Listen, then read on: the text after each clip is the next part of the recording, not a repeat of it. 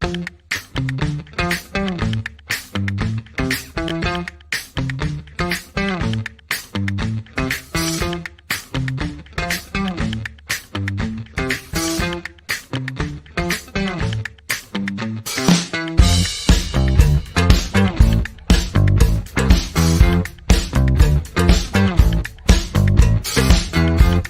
time for a little Funky Friday. From their funky hidden headquarters, your hosts, Keith and Gary. Not Jerry. Not Jerry. Thank you, Tom, for being here today. And I'm very excited about this because right now this is the final day, right? Yeah, we're in the final hours of this thing. It's been really interesting. You know, it's been reaching out to people like us to do a kind of movie that we've been kind of bitching that nobody else does. Has been really interesting because I've met a lot of great people, and we are 98% there now, which is really wonderful and surprising. You know, most of the people that contributed I met through doing YouTube shows like this, which has been amazing because once we get to know each other, we're like, yeah, I want to do the same thing. And when they realize we have the skill set, we've got a great project, people are like, you know what, I could complain about what Hollywood's making, or I could put my money where the mouth is. And it's been great. No, and I like what you're doing. And of course, you're using one of my favorite villainous actors. Yes. Vernon. Yeah, Vernon's one of the co-producers on this too. He's become my business partner on it, and he's amazing. And I really wouldn't have access to the level of talent that we have if he were not one of the producers on it, because he knows everybody. That's fantastic, dude. That's fantastic. And I love that in the artwork, you have some very well-known people. Well, at least two of them that I know right off the bat, which is Mel Gibson and Sam Neill. Yeah, the graphic art. In fact, you can see him in our background here. That's Sam. That's right. They're perfectly placed. Yeah, perfectly placed. Well, of course, Mel did a scrappy little indie Australian film a long time ago with Vernon, The Road Warrior, Mad Max 2. Road Warrior 2. That's right. And we really are gunning for him. Warrior. Yeah, we're totally gunning for him. He, you know, we can't say anything, obviously, and there's a strike, but people may have read this, may have wanted to do it, and the only obstacle now is agents and getting money for a pay or play offer. And ditto Sam Neill, fantastic guy and someone that we can reach out to. Well, I've heard possibly from others, Tom, that he's very accessible. Yes, and very into indie productions, scrappy things, and it helps that he knows somebody on our production very, very well. And I'm assuming that that's Vernon. Yeah. Yeah. I have to be careful because I don't want to overpromise. I don't want to make, speak out of turn. But the reality is there, and I just am proffering that as this could be a next step. And so I'm being very careful because I don't want to blow it.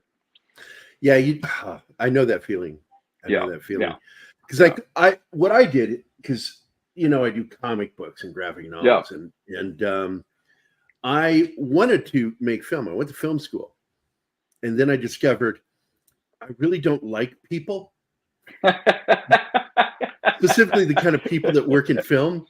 Yeah, and I would sit there working. I would work on these indie projects, and I had this one film editor, man. I swear to God, he was a clean cut dude. You swear to God, he was the nicest, most clean cut dude you ever met, and he liked the junk, and I caught him strung out a couple of times, and he was my film editor, and I wanted to punch him in the face so many times. I just wanted to plow him because I grew up in rock bands, okay? Right. And if you got a disagreement in a rock band, you punch somebody. Yeah, you go at it, and then you just go get lunch. Yeah. And you're still friends afterward. Yeah. And which led to a funny incident where I punched Keller Williams, who is the sweetest guy. He's very well known on the indie circuit for music. And he just fell and he cried. And then I looked at him and went, "What's going on here? Why are you crying?" And my bassist goes, "You just punched a hippie. What is wrong with you?"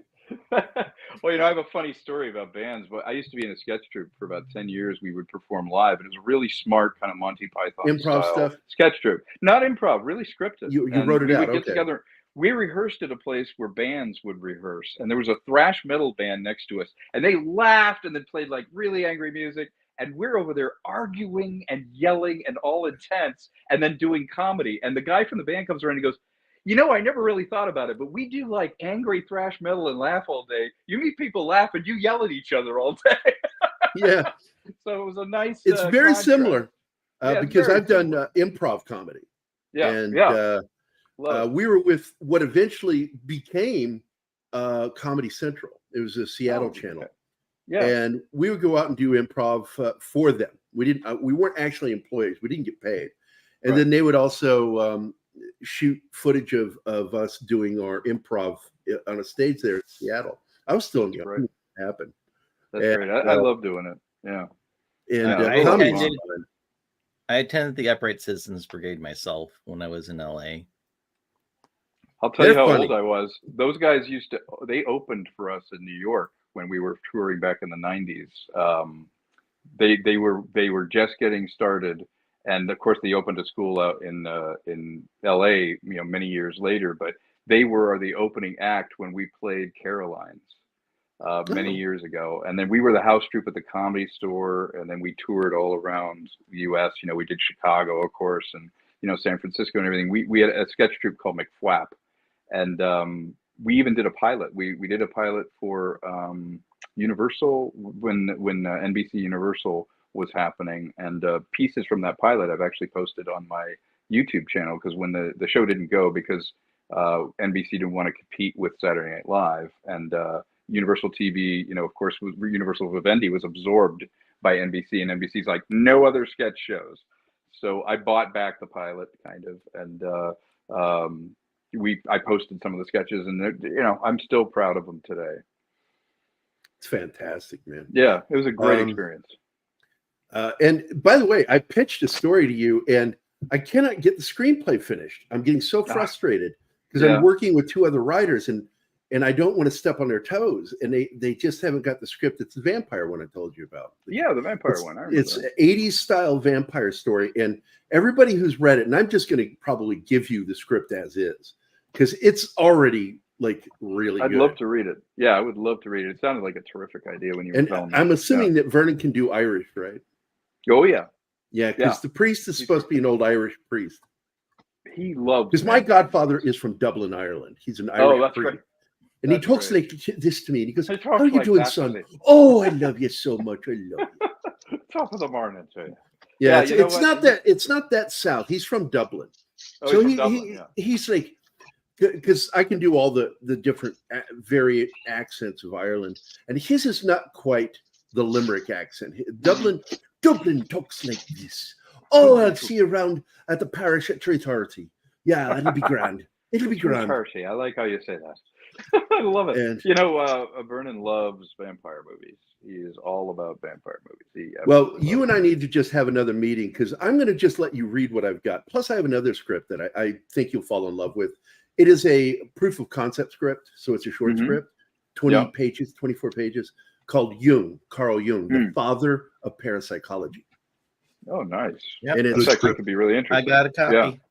Yeah, they've read it. And I'm telling you, Josh Becker, who, you know, is one of the meanest critics I've ever met in my life of writing, and I'm terrified to show him anything I write, told me it was one of the best things he ever read. And I'm like, that's great. I thought he was fucking with me. And I kept saying, I'm like, stop fucking with me, dude. Tell me how bad it is.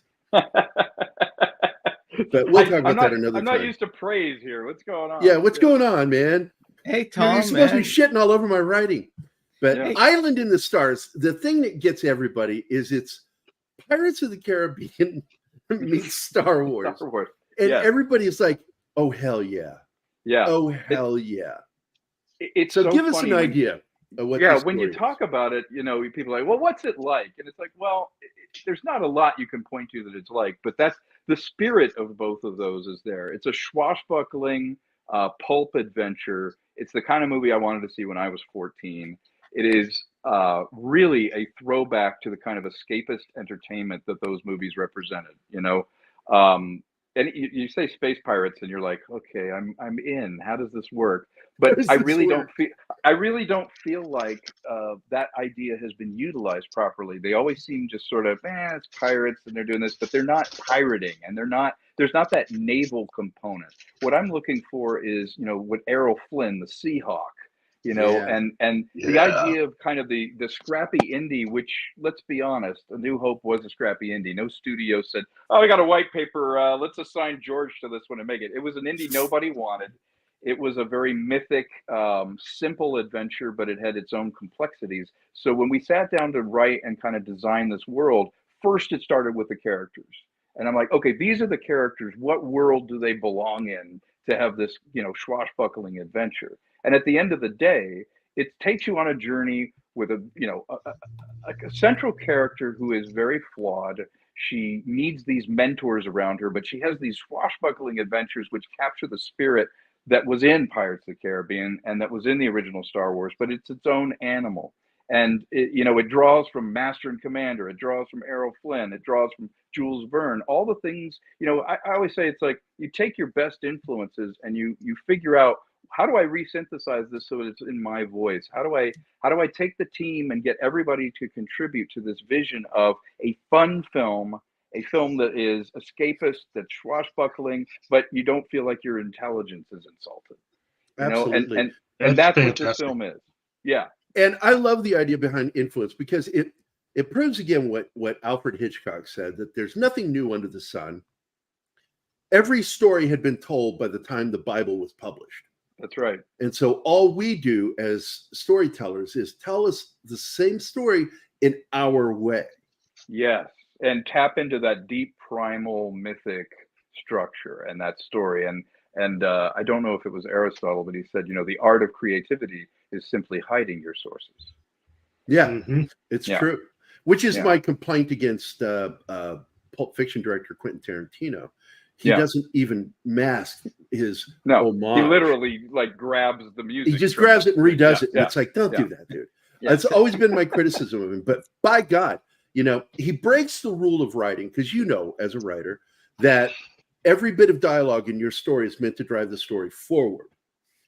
Quentin doesn't, he ignores that shit. Yeah, he ignores it. It's just about snappy dialogue that sounds really cool, but it doesn't help you with the story. It draws attention to itself. And by the way, Kitty Bear, I love that comment, and I will earn that trust from you. I really appreciate you saying that. That's fantastic. And you're Kitty right. Bear is awesome, man. Yeah, with Quentin, it's like watching a virtuoso play something, but often the concealing part, you're right, isn't there. And I was left a little hollow sometimes because I'm like, okay, that's the soundtrack from this, that's this shot, that's this and that.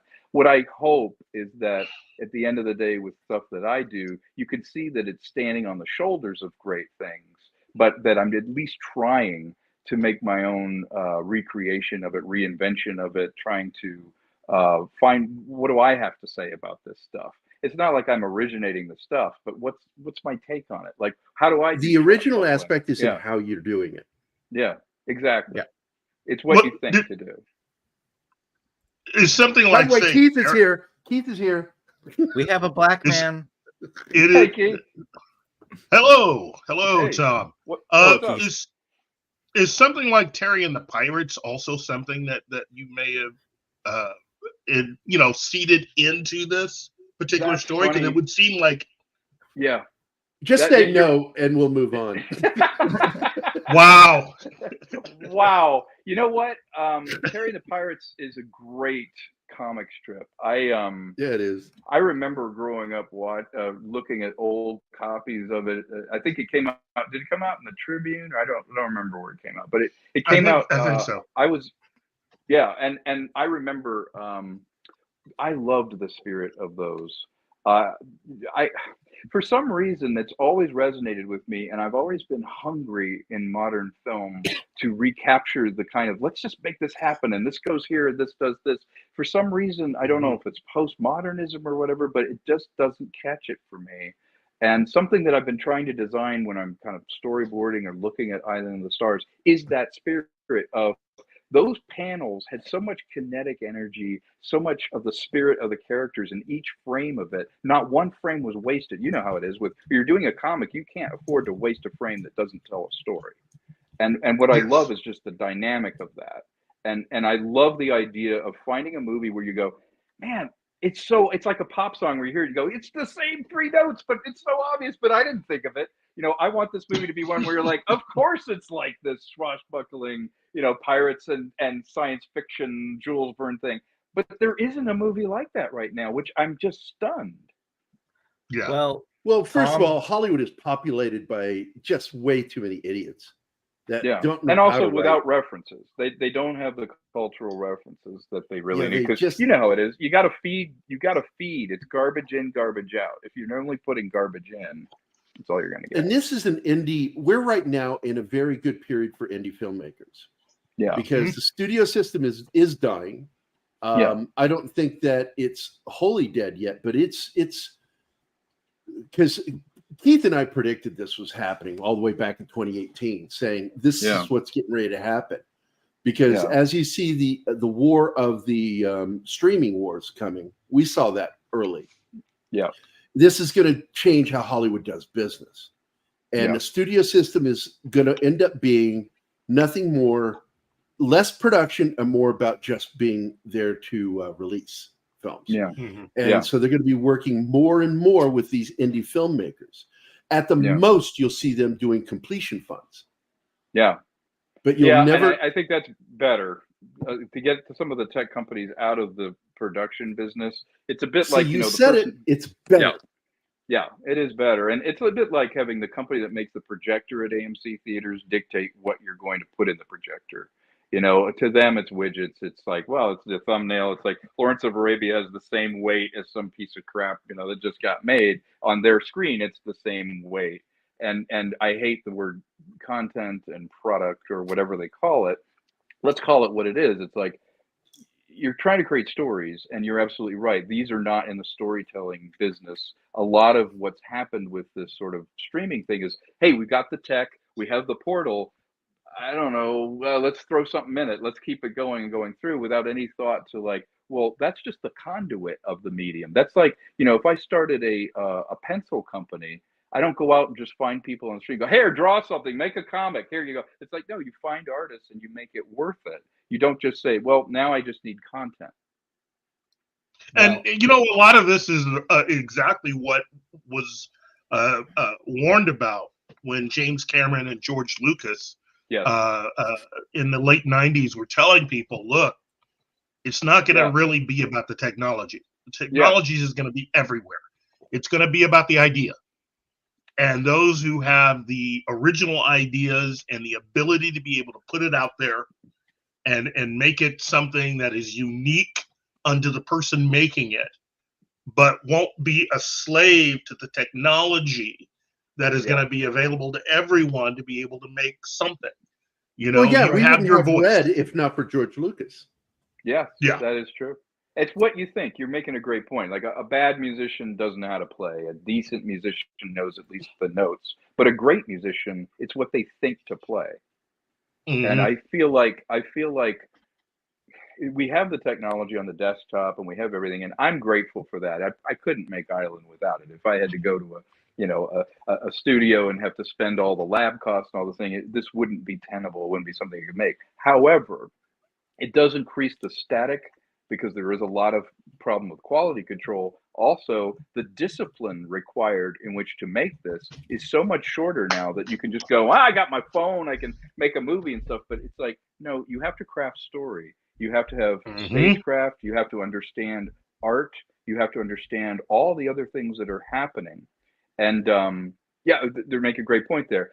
Like Doomsday Machine in the original series, that had to work. Even if you walked out of the room, those guys had written for radio. Those guys knew story. It worked. If you went in the other room, you knew who was talking to who, where everyone was, what the power structure was. You did not have to rely on tricks to get the thing done. Preach it. Yeah. By the way, Fat Steven Seagal has joined us.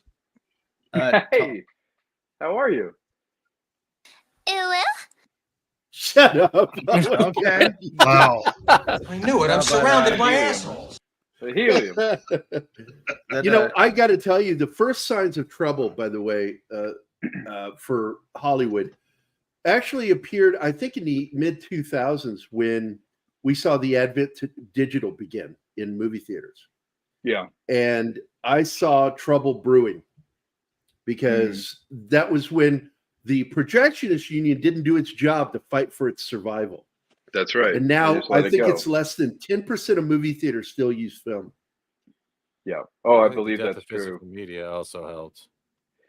Yeah, the death of physical media, really, I felt it because I'm a physical media guy, and I actually think we haven't seen the ramifications of this, because I've started to feel like, wait, I want to go see this movie, and I know they're all out there, and I know someone mastered them, but now it's constricting to the point where it's like, I can't find this movie, or I have to search and do it. There's not a place to go, and pretty soon, if there's no physical media in stores and it's just online, that price point's going to go away. It's going to be $70 for a disc. But what's worse is you go, okay, Blake Edwards. I want to have a Blake Edwards night. I want to watch all his stuff. Now, we're going to have a Blake Edwards Saturday, by the way.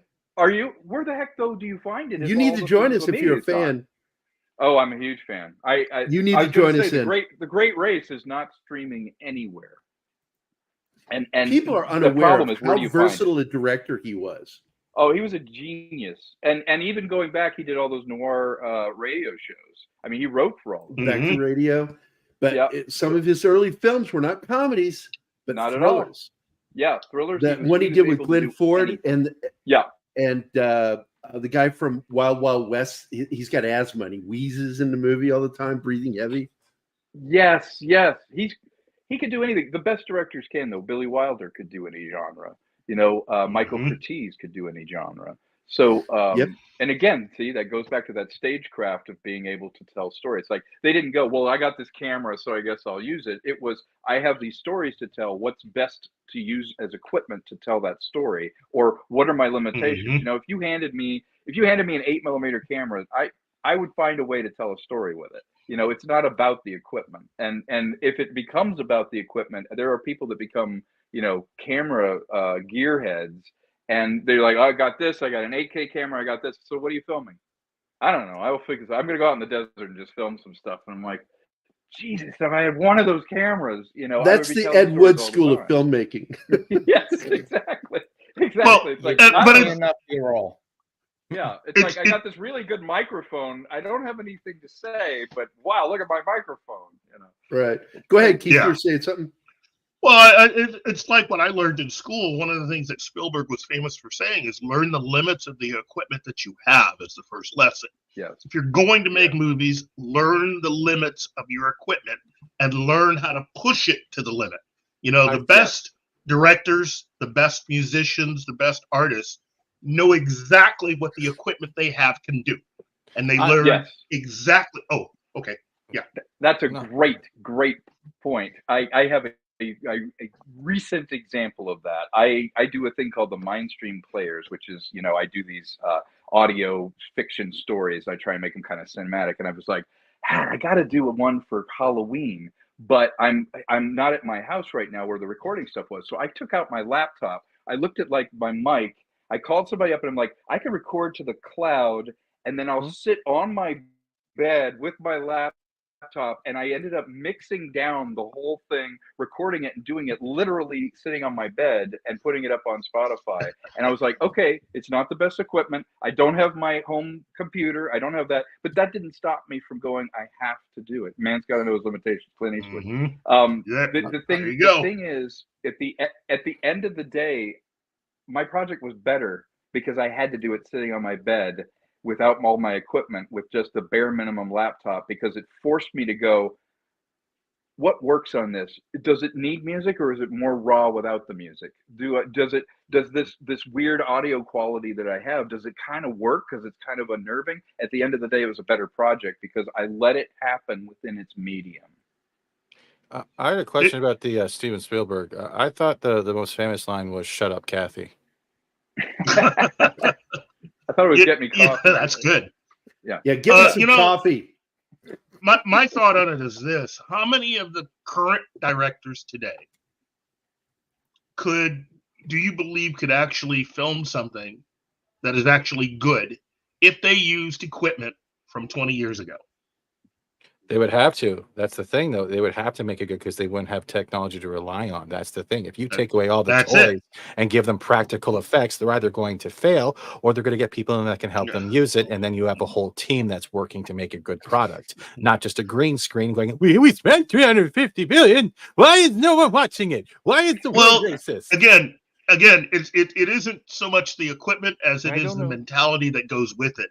You can have someone that could, you could have 3 directors all use the same equipment, and if they're any good, you'll come up with 3 different films that should all be good. This falls into something, Tom, and I'm curious your perspective on this. Sure. Arguably the greatest director, Hollywood director, filmmaker of all time, in my book, is William Wyler. And he was not only an amazing filmmaker, director. Wow. He was an incredible writer and an incredible storyteller visually. Sure. And I mean, The Big Country is like one of my favorite films of all time. It's in my top 10 man, Ben-Hur, man. Yeah. But then in my top 10 list are 2 directors. One of them I consider a great actual director. And the other one is a great director of photography that somehow made some good films. And that's Ridley Scott. John Carpenter, I consider to be the better director of the 2. Ridley Scott, if he doesn't work with a solid script, the movies suck. And that's the problem, is he's not an actual storyteller. He is a visual artist. Stylist. He is a visual stylist. Right. Very much so. And the weaker the script, the worse the film. Because he doesn't understand that process. That's why there's so many. He's one of the few people where like director's cuts keep coming out. I think he's a great visual stylist when he works. I mean, and sometimes it can be a shit show. Even Gladiator, they hadn't written. Blade Runner kind of came together. But I remember working with crew that's worked with him a lot, and some of my crew said Ridley Scott can frame a shot, but tell a story he cannot. And that's what everybody said. I keep saying this for years, and that's one of the reasons why I never wanted. Because, I created the Blade Runner fan club, bladezone.com. Yeah. Number 1 Blade Runner site in the world. Yeah. But I refused, because I'm friends with Charlie Deslarica, his producer for the Blu-rays and the special features. I refused to interview Ridley because I will hammer him about the fact that the reason why Blade Runner could keep being edited the way it is because he doesn't understand story structure. You know what? You make a great point. Here's what I think it is. I've never thought of this until you said this, and maybe this is a dumb idea, but maybe it's this. As he's a visual stylist, and we usually think of directors who also have a writing component. There's a writer-director, or they do a polish. Most of the people we've talked about. But maybe he's one of these guys where he has no writer component to it. He doesn't. That's how he and Harrison Ford got into a fight. Yeah, maybe coming from commercials, the greatest strength is that he has to go back to the tent and talk to a client where there's accountability and says, this is the story. Please make it, because you look at his frames and I'm just like visual orgasm. His stuff is great and it's drenched with greatness in every. Which is what makes Blade Runner so amazing. Oh yeah, it's every frame a painting, and I totally, I love his films. Gladiator, I love Blade Runner, I love so many of his movies, Alien, but I would say you're right in that we've never seen a Ridley Scott screenplay. We've seen him option things, and if they're great pop entertainment, he can make it work, but he will go off the rails without that. You're absolutely right, and I don't think he knows how to fix it. Well, it's another example, just because as well as I do, to be a good writer, you have to understand one thing in particular: irony. Yeah. If you don't have a grasp of irony, you are going to be a terrible, terrible writer. Terrible writer, yeah. And you look at Black Hawk Down, and by the way, you notice, Keith, I pronounce it correctly. Because when Keith says it, it sounds like he's saying Black Hawk. Wow. He's always bragging. Anyway, but with Black Hawk Down, you have the subtitle of the film is No Man Left Behind, but what do they do at the end of the movie? They leave a man behind. Yeah. And it's like he didn't even understand the irony of his film. Yeah, and he did nothing with it. Yeah, he did nothing with it, and I'm like, yeah, oh my fucking god. Yeah, I do think that's a blind spot. It is. I think the price you pay for having someone who's such a visual stylist is that those things are going to get dropped unless you have a very strong. Because there's no question, he's a genius. Yeah, I'm afraid that we're going to run into a problem with the Thin Man reboot, because that's not something where it's about visual. It really is about the writing. You need a combination of the writing. They need to adapt straight from the book, because I'm a huge fan of the original Thin Man series, which is funny because the Thin Man isn't the main character created by Dashiell Hammett. It's that's Dashiell Hammett, right? Or was it Chandler? Yeah, Dashiell Hammett. Dashiell Hammett. Okay, so Dashiell wrote that character. Nick and Nora Charles are based off of him and his wife. Right. Their real relationship, their dynamic, and the drinking, because they were boozers, big time boozers, and also borderline socialists. But the banter, if you watch that original film, is so great. But again, Thin Man was the description of the dead body. But people in their head identified it with Nick Charles. And that's not who the Thin Man is. The Thin Man was the dead body. So all the movies had the Thin Man in its name. Right. And I would like to see a proper adaptation of the book. That would be interesting, wouldn't it? Yeah. There is an adaptation I would love to see. It was just recently announced, and it has to do with Green Lantern being sexually blackmailed by J. Edgar Hoover. I am not kidding. That is from Alan Scott. I'm not kidding. That's an actual thing. Wow. Yeah. Did you see my post about that on Twitter? I said, gosh, I don't understand why comic sales are at their lowest with ideas like this popping up. They're genius. Green Lantern and J. Edgar Hoover all I can't have a relationship. I'm having a stroke. At least Marvel kind of figured it out with Bobby Drake, and they just decided, you know what,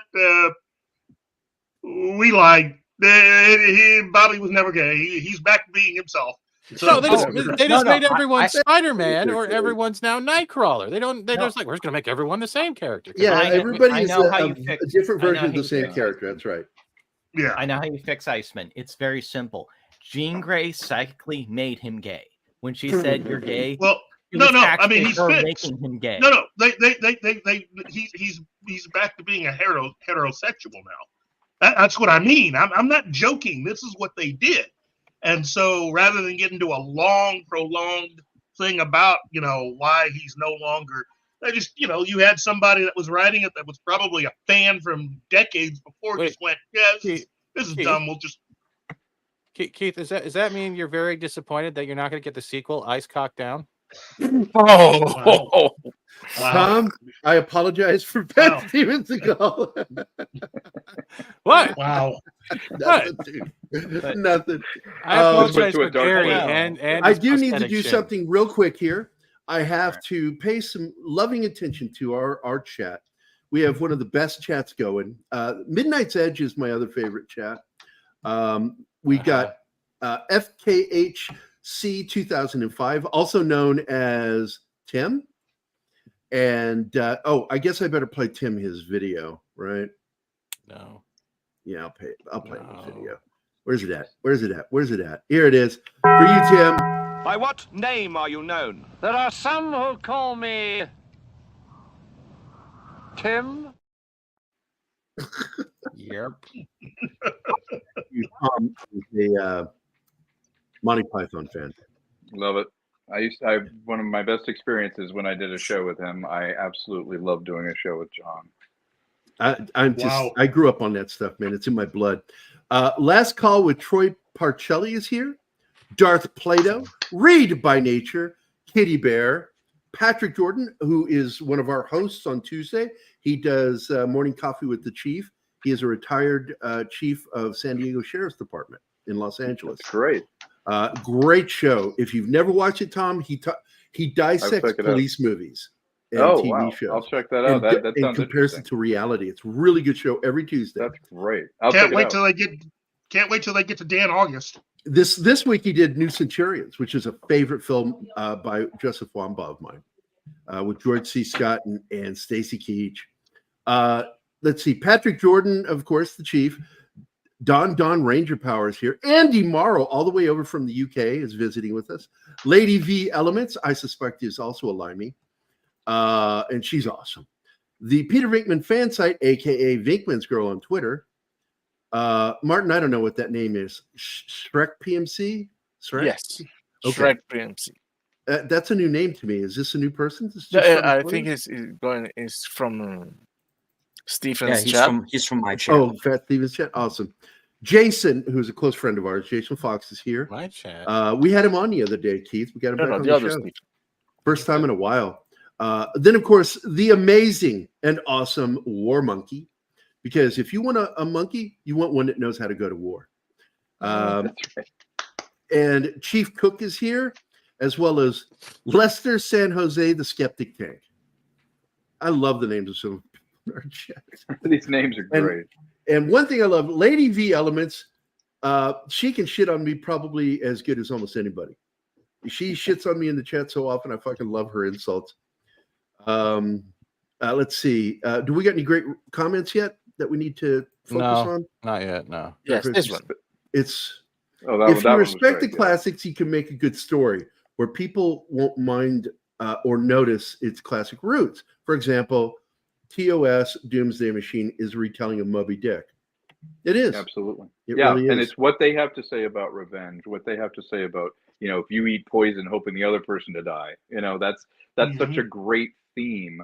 And again, it goes back to what I'm trying to do with Island in the Stars. If people look at it and feel that kind of rush of like, these are the influences, what are they going to resynthesize? Everything is sort of a new remix of it. But what we're trying to do is an original film, and it's not based on IP. It's simply inspired by a lot of different IP, but it's very much a personal take. Mike Smith is my business partner at Luminactus. That's the production company we have together. And we've, worked on a lot of movies and helped people make a lot of money, but we want to kind of make our own movie. And we said, what movie do we want to see? And this movie kind of evolved out of it. This story, it is set in this setting because that's what the characters needed to tell the story. And to me, sci-fi, even if it's a sci-fi or an adventure, it needs to be about something. And in this case, I feel like we figured out something to hang it on that was human. At the end of the day, it's about people. And then it has all this adventure and escapism in it. And to me, that's the right balance. That's what I've missed in movies, is they're about something, but they're an escapist entertainment. Now, Tom, then I got a question. By any chance, is Showgirls an inspiration in any part of this film? No. All right, I'll pass. I'm going to pass. Yeah, I know. You are not going to pass. You'll watch with the rest of us. Yeah. By the way, I do want to go ahead and show this real quick. This is your page. You are you've got 156 backers. Yep. You're at 63,831. Good. And you're almost to goal. And this is it. 11 hours left, guys. 11 hours left. I'd love to go over it here with you guys. But yes, I'm grateful for everyone. Do you mind if I play the video? Would that be okay? Yeah, go ahead, man. Yeah. All right, excellent. Here we go. I want subtitles.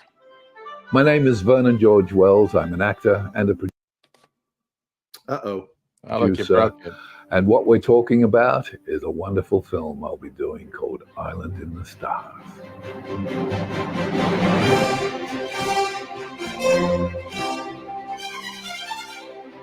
Island in the Stars is the story of a young woman named Jackie Driscoll, who on a faraway planet encounters a roguish space pirate who has with him a mysterious box that may lead to her missing father, as her destiny lies hidden on an island in the stars. I suspect she has a mystery box too. So the only way to find her father is to open the box? So my name's Emily Coop. I am a she's gorgeous. And I'm playing Jackie. Island in the Stars is pretty much Pirates of the Caribbean meets Star Wars. I mean, it's going to be amazing. It's the kind of movie that 14-year-old Tom would have been like, I want to see this. I have to see this movie. Because I think you should be making films. You should be making art that you yourself want to see. So when we started putting this together, I just started going through my Rolodex of 40 years out of people, not just people in front of the camera, but people behind the camera, people that I know, calling in favors and talking to people, because I think that this film deserves to have the best. Obviously, working with Dream Screens Australia is huge. They're an amazing, talented group of people, and the technology they're bringing into film is just fantastic. It's going to be wonderful, and seriously, I'll be ringing a lot of you up to see this and pestering the heck out of you to get this film made, because I think it's wonderful.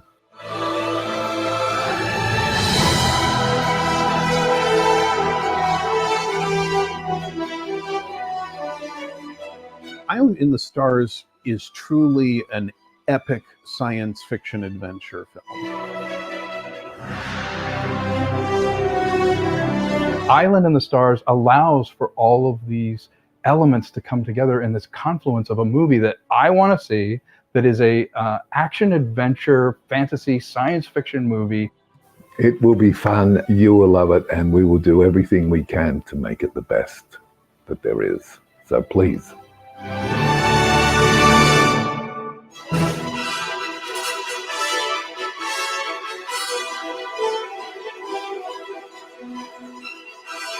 This film will remind you of what you've missed out on and show you that it's still there, and you'll be able to talk to your kids and say, that's what it used to be like.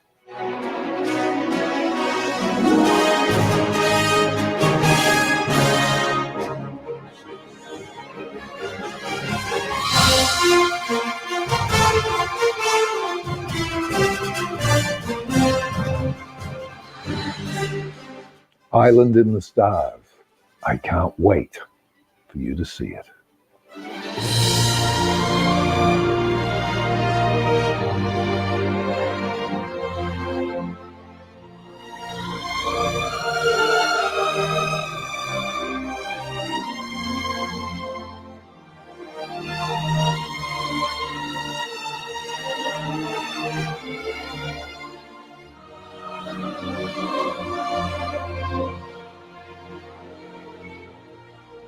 So, Tom, all the artwork using that is all concept for your film, right? Yeah, it's all artwork that I generated as sort using of AI. Yeah, well, a lot of it's AI. Yeah, the original poster was painted by Christopher Shy. The reason why I'm asking is because I'm seeing infusions of Treasure Planet, Titan AE, Fifth Element. I'm seeing even from games of Bloodborne with the costume styles, even going into Dark Souls, even with Lords of the Fallen just dropping. You have this kind of gothic pirate attachment to it, with mixed with cyberpunk and steampunk. So you're going out there, and there's even Starfield in there. I saw that too. You're picking out little bits and pieces of everything and trying to combine it into like the universe is not just one theme. That's right, and it needs to feel like different cultures, different fiefdoms came up with that technology. So there's a culture that's the sort of naval culture. There's the colonists. There's the pirate culture, and all of them kind of feel like, yeah, there was a society at play here where some of the technology I wanted it to have an infusion of art. You know, because we're so utilitarian now when we look at science fiction, but most of human kind, it's like, look at Italy. It's like they didn't just build a building; they made it artful. They made it a beautiful thing. They infused it with design. And I was like, we got to have that. Yeah. So thank you for picking up all that stuff. I did about a year. Well, you're going for timeless. That's what you're going for, because that's what you're trying to do. That's something that can't be dated. Exactly. That current Hollywood doesn't have that right now. And that's when you're talking about, like, I can't find this Blake Edwards film. It's the same thing. You're looking for something that's timeless. And if the corporations and production companies can't keep that in production and circulation, then nothing will be timeless except a memory. But memories only last as long as the person can pass them on. Yeah. By the way, would you please put Polly's comment back up, Martin? Of course. During the show, Martin jumped. Polly, our good friend at Latino Slant, jumped in there and contributed, and he's very excited about this. That's fantastic. Thanks, Polly's Polly. wonderful. We've had some great talks about cinema. I respect him very much. He's been super supportive of it. He knows, we've met in real life, and he knows my my career, my day job as an actor and as a director, and we've supported each other. Well, he works in that industry too, him and his wife. That's right. That's right. He and his wife do. Yeah. So they've been very supportive. And he gets it. Yeah. And everybody, all of us love Polly, except for Keith. What? Keith doesn't like Latinos. I don't know what it is. He's a racist. He prefers Latin. Oh, It's on his. Now Keith loves Polly. Yeah. Are you kidding me? So he has been lying to me all this time. Yeah, But you're from Virginia. That's different. Yeah, who could not love Polly? That's right. Tom, you're from Virginia too, right? I'm originally from Virginia too, right outside of DC. For my first 8 years, I grew up in Arizona, and then my dad kidnapped me, and he really did, and fled to the other side of the country and raised me in Virginia. So I'm a Virginian, and you'll catch me every once in a while, Tom. You watch, you'll catch me. When I get tired, I say tired. Yeah, tired. Tired.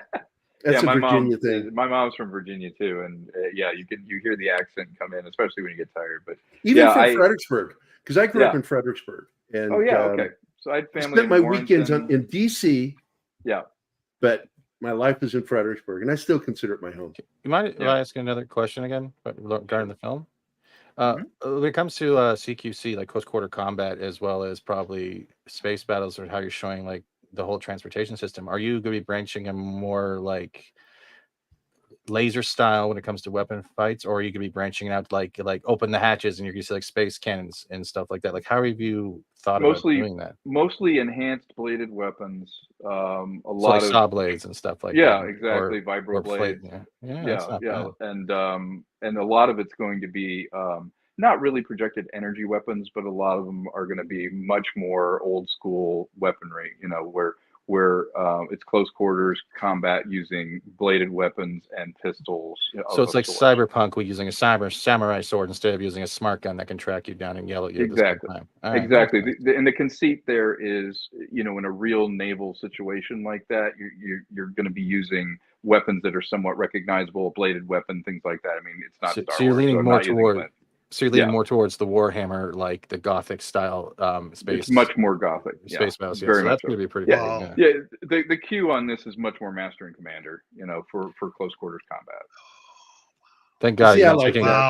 What about your like villains? Like what style are you going to go? Are you going more classical, where they're just kind of, out there, they're completely happy and relishing being evil, a la Palpatine? Are you trying to go more for the I had a bad day once, and because I had a bad day, I have to burn down an orphanage and kill the children?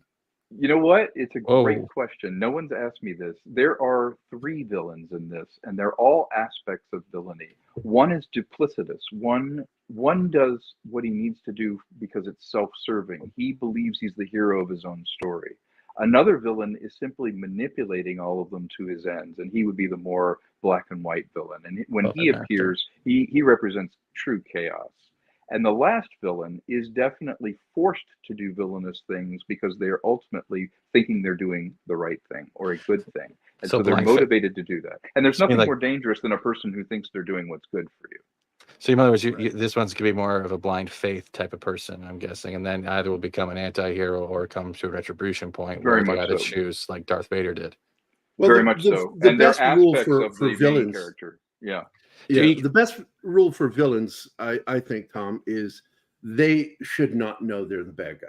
They should think that they're justified in everything they're doing. Are you going to have a villain that has a government park on their space station, but is too tired to deal with the rest of their army because nobody likes the propaganda from? I'm sorry, I'm talking about Bob Iger. I'll go back. Go on, Tom. I'm so sorry.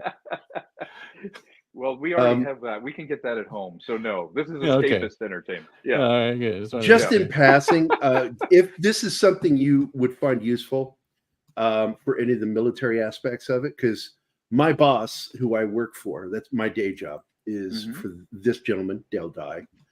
The guy behind Mission, he plays Barnes. Everything, The military advisor for Platoon, Casualties of War. He plays Tom Cruise's dad in Night and Day. That's right. He's been in a lot of movies, not only he's just in consultant. the Kane Mutiny Court Martial, which is actually really good because it's based off the stage play, not the movie. Yeah, I just did the stage play as an audio thing recently, and I had a ball. I learned so much about writing in doing that. But him as a military advisor, he is one of the best. And because I work for him, you have a shoe-in of getting him for a fair price. I would love to talk to you about that because I really want to have. We'll discuss it after the show. Yeah, absolutely. Because I will put you in contact with him and Julia. He's my boss. In fact, I just did an interview with him. We haven't aired it yet. It's going to be on Military Monday. Nice. And it's the second interview I've gotten to do with him. And I told him during the interview, what I love about working for you is I have such great access to you. Yeah, exactly.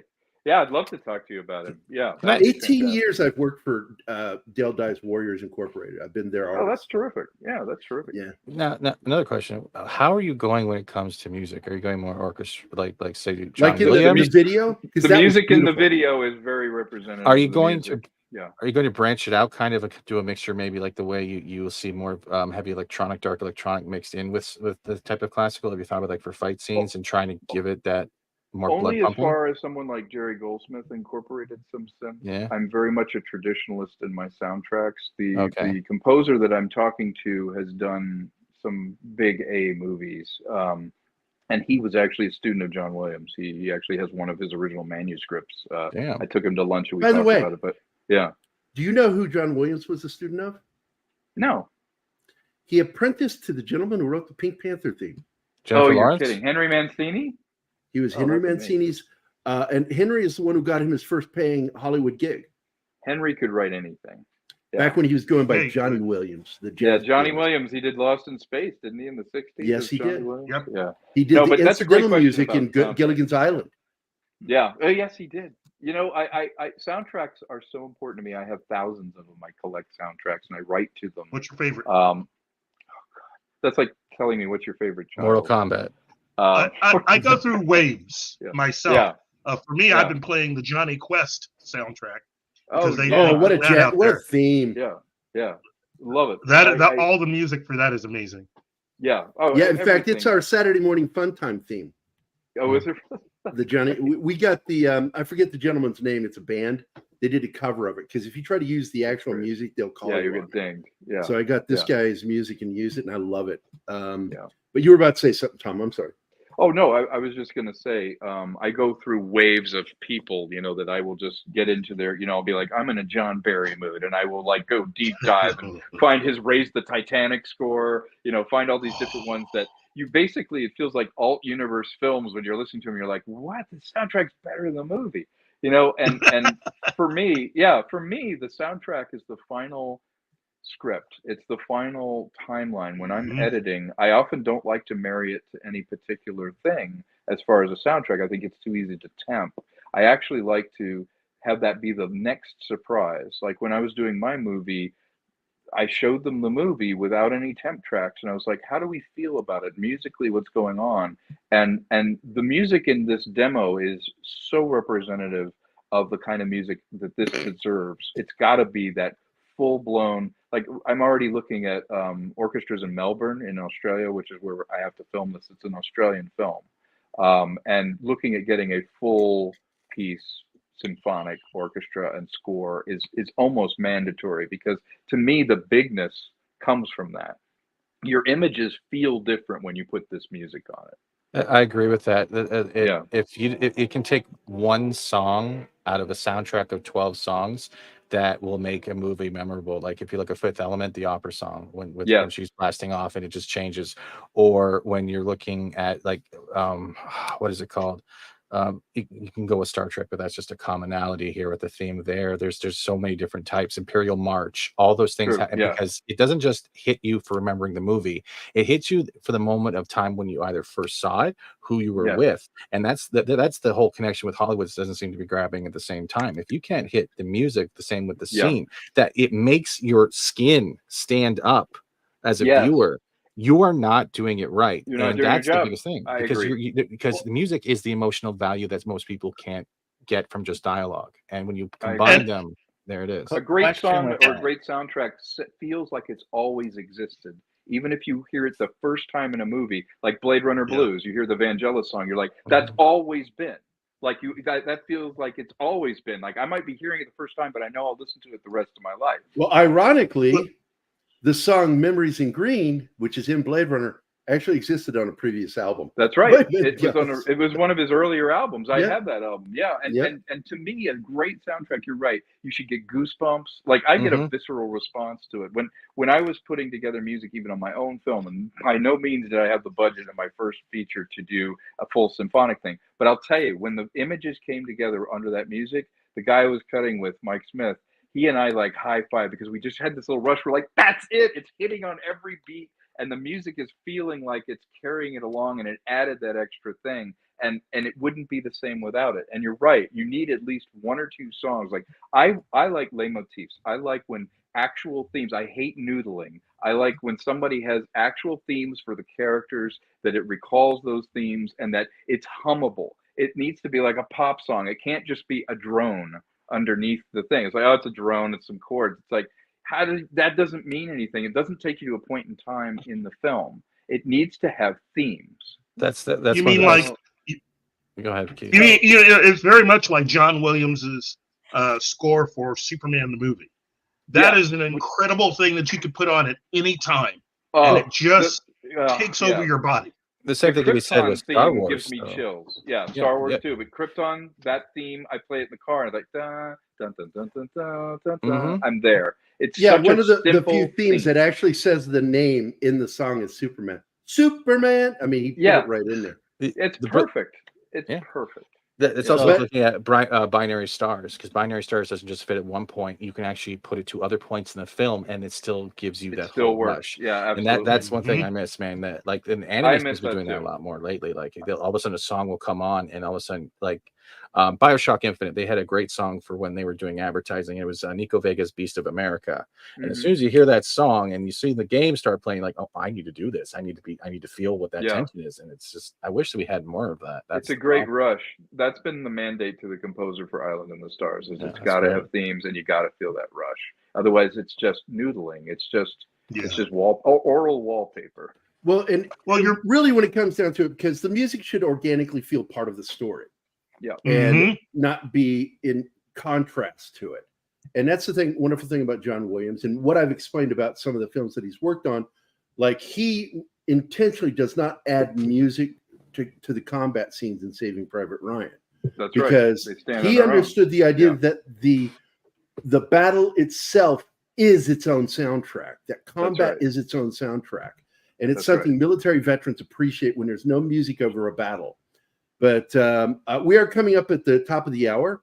I wanted to share this real quick for those of you. I created this little image just for shits and giggles last night of Doomcock in the Iger sanction. Oh, jeez. It kind of works. It totally works. It made me laugh when I made it. He's been lighting Bob Iger up. Him and Mikey Canola, who's one of the big backers of all of our channels here. Mikey is, I think you know Mikey, don't you?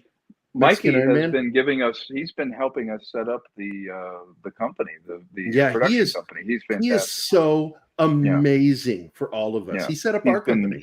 He's been invaluable in it. And I know he does a lot of, deep dive forensic accounting and things like that. And he understands business. He's been helping us. One of the things we're trying to do in the crowdfunding, this actually organically leads to it, is you got to build the cash register to accept the bigger financing. And just being who we are, we have tapped out. We've been putting our own sweat equity and money into this for about 2.5 years. We need to be able to start the business in Australia to accept bigger financing, start to make offers and things. So one of the reasons this crowdfunding is so important is it shows that somebody was interested in the movie enough to put some money in, which tells financiers, they're like, okay, if someone wants an original swashbuckling kind of pulp adventure, we didn't think they did, but you guys said you were going to raise the money, you did. But the second thing it does is build that cash register. Exactly. Because to accept the money, we got to have a lawyer. We got to start a PTY limited over there. This stuff all costs money. So you do not want to get caught with money and not be protected. By the way, speaking of money, Patrick Jordan, our chief, he says he sold me on your concept. I just contributed to your crowdfunding campaign. Good luck, Tom. Thank you, Patrick. Which is just fantastic. Grateful for that. I am grateful for that. And 97%. Where are we at now? What are we at? Yeah, 64,535.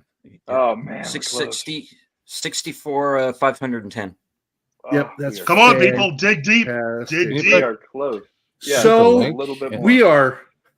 We're less than $1,500 away from goal. Oh, geez, that is close. So Tom, less than 1,500, man. How much time is left? I'm not on the page. How much time? You are. It still says at 11 hours, so we haven't finished the first hour. It'll be 10 hours here in a few minutes. Okay, I appreciate that. You know what? You can help by passing it on. There's nothing like a connector. If you think it has any merit, say, hey, check this out. If you don't have the money, hashtag it and put it out. Everything helps because discovery is everything. And I don't have the resources. I'm not a big studio or anything like that. So if you can pass it on, even if you don't have bucks to put in it, pass it on if you think that it has merit. Yep. And here you go. Once again, Martin, if you want to share the link into the chat, it's over on Indiegogo, and you can follow, which I'm already following through my Indiegogo we're account. 97%. Or you can click these and share it. Yeah. Copy the link, or you can share on Twitter or Facebook. And everything helps. Sharing it or contributing. Yeah, contributing, sharing it, anything we're grateful for doing, and every little bit counts, because if we don't make it, then we can't leave it up, and we didn't make our goal, and the optics on that are not great. So if you feel like it has merit and you like the idea, or you've been disaffected by what people have been creating, we're sitting here going, we've got this great team. We've got Vernon, we've got me, we've got all the people that I shoot with, we've got Lucinda in Australia. We have the ability to make this. We just need the opportunity and the resources to do it. And now we can do it. Wow. This is good stuff. I mean, just hearing about it just makes me feel good. 5-year-old me would have loved this. Yeah, me too. I mean, yeah. This is the movie I would have wanted to see. Yeah. I'm happy. This is just amazing. You have gathered an incredible group. I love the look and vision that you have. I mean, this is definitely something that is worth my time to just check out and eat popcorn to. Thank you, Keith. Yeah, that's the whole reason I'm doing it, is that feeling is exactly what I want to catch, and I'm going to do my best to do it. I am building this team, and I have this vision, and I know we can get there, because it's funny. Once you feel that feeling, you're like, yeah, I get it. I want to do this. I know what you're trying to do here, and we have the skill set to do it. So we're getting really close now. All right. And Lucinda has joined us in the chat. Hello, Lucinda. Really? She is in the chat. Yeah. She is an amazing producer. She's in Australia, but visiting out here in Los Angeles now. But she has been able to put this campaign together with me, and she's been incredible. And she will be boots on the ground producing this, and she loves science fiction. You should send her an invite if she wants to join us. Sure. This link? Yeah. Yes. By the way, we've hit the top of the hour, and we need to do our quick break to support our channel, which is buying our merch. We've already sold some. Every bit you buy, we're going to be putting out some new stuff with the updated logo, because Martin and I have to find time, and John, find time to get this on. Anima's actually jumping in and helping too. So it's really nice. But here we go.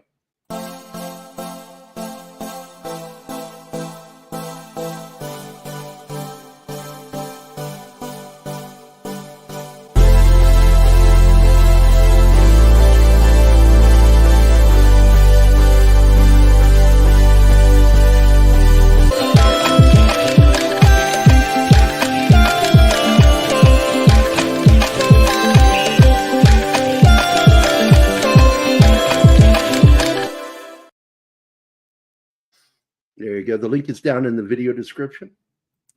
And once again, our guest today is Tom Konkle, who's a friend of ours, but he's also a filmmaker, actor too, producer, writer. You pretty much are you wear a lot of hats. Yeah, you kind of have to these days, but I'm really lucky that that's what I do. Well, these are the days I think that it really helps to be that kind of person. I do too. This is not a time for specialization as things kind of change, especially in the indie route, where it's like, you don't want to do all the jobs, but at least you have a basic understanding of audio, of writing, of all the things, so that you can help guide it, and you know what you're talking about. You don't just have an opinion that's uninformed. Yeah. Wow. So we talked about your villains. What kind of heroine is she? Is she going to be like, tough, no nonsense kind of girl? Or is she going to be more like old Luke Skywalker when we first were introduced, like a white kid who has no idea about the wild world, is going to get in a lot of trouble, need a lot of people to save them? You know what? She kind of grew out of an idea that we were talking about. Some people live a life where it's a slow drip, but you're bleeding. She is doing right now. We meet her in a time where she's doing what should be the right thing and taking care of things, and kind of a bit in denial about following her bliss. She is a very flawed character on purpose. She needs the men that mentor her in this are aspects of what she needs to go on an adventure, to go on this. It's a classic quest. And she makes some mistakes, and she even denies the adventure at some point where she's like, no, this isn't for me, and I need to do, this. And I know I was going to go this path, but, I'm doing the right thing. But she's not. She's holding herself back, and she's holding everybody else back. And then when danger comes into her world, the nature of her being in it is the reason she has to leave. She can't stay. And she was in stasis. And that's a dangerous thing. To get too comfortable and be in stasis, I think, is the antithesis of adventure, the antithesis of growth. And so here you have this flawed young woman who has questions about the world but doesn't venture out into it to find the answers. And finally, she gets kicked enough times where she's like, okay, I think I can do this, and she can't. And then the mentors around her help her. They show aspects that she needs to learn in life, just like any of us do. You meet one or two people in your life that made a difference, and you model yourself after their behavior. At the end of the day, this story is about her finding her bliss, journeying outside of her comfort zone, but also realizing it's not love to just play it safe.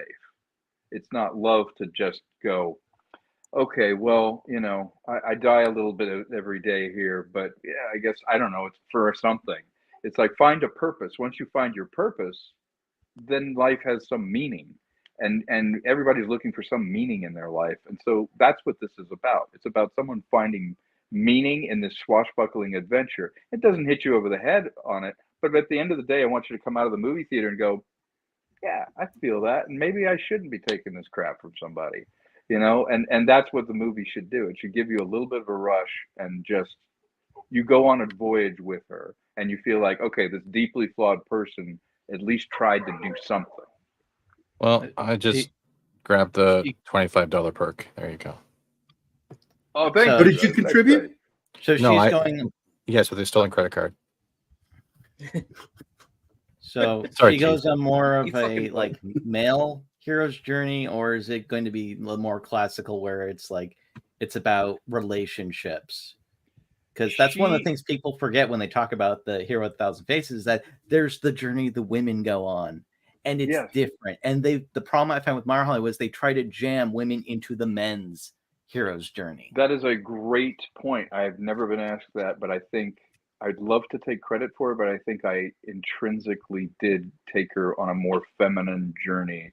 The reason I probably stacked the deck with so many male characters around her is they go on an arc that is a more classical male adventure, and some make it, some don't. But I think at the end of the day, she is seeking a connection, not only to family, to her father, but also a kind of relationship with each of her mentors, who some she outgrows, some she doesn't realize how much she needs. There is a romantic component. There is a romantic interest, and he's a male character who is in the military as well. And her feeling of losing him actually makes her realize how important her relationship with the man is. Nice. It's an actual man, though, right? I'm glad to hear. Sorry if you're on YouTube. It's a fully rounded character, and he on purpose I made sure that it didn't fall into too many of the modern tropes. It's like, it's okay to have a film that's about a love relationship that a woman has. Yeah, absolutely. Does she make a good sandwich? Yes. So don't shake your head now, at me, Gary. I can see you. You are at 165 backers. You have 10 hours left, and you're at $64,610. That's fantastic. We are getting so close. Yeah, I'm hoping. I think we'll be okay. I'm hoping that we reach it, but of course you always get nervous here at the very end because people are like, "Oh, I'll put it off. I'll come back to it," and then Oh, wait, look the who's campaign's here. over. Yeah. Oh, our good friend John is here. Yes. Well, then. I guess the parade is over. Yeah. Oh, the rainbow. How'd it go? Oh, it went fine. Cole actually followed directions and sat on the right side of the truck this time. Fantastic. And like last John time. is one of our hosts, Tom. Oh, hey, John. How are you? I think you had great comments in another thing I was in. I really agreed with a lot you had to say. No, thanks. Yeah, absolutely. Well, there's just, this is an amazing project. You know, I mean, my mind is just playing out so much with this. This is exactly what we need right now. You have the right idea at the right time, and it's just time for adventure. It's time to have some fun. You know, it feels like it. It really does. When I started thinking about doing this, I started to feel that welling up in me. I was like, God, there's just, why isn't there? And then I was like, well, what do I want to do? What story do I have? And as it evolved, now it's an obsession. Like I wake up thinking about it. I putting together, the people and the artwork and all this stuff. It's like I'm immersed in it. I have to see it. And you're right. It feels right. Like the timing is right. Sometimes the world's not ready for what you have to offer. Sometimes it is. And this feels like, you know what, with the shift and everything that's happening, this movie could be exactly the right movie at the right time. If we do it right, we don't screw it up, and we do what I think we are capable of doing, I think it could be really good.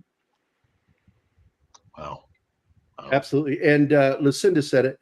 Because I showed it a few minutes ago, we are now 1390 away from goal. And That's you're so gonna surpass the goal today. You have my word on that. It's gonna happen. So. Because we be usually have a lot more viewers after the show. And they will go and they'll see the links and they will go. And it's one thing that we're pretty good at, Keith, is helping people with their campaigns. Yeah. You've helped me immensely, and I appreciate it. You've been very supportive, and your words encourage me. Something that we're going to do is once we make this goal, so many things can start falling into place. So many things can start happening.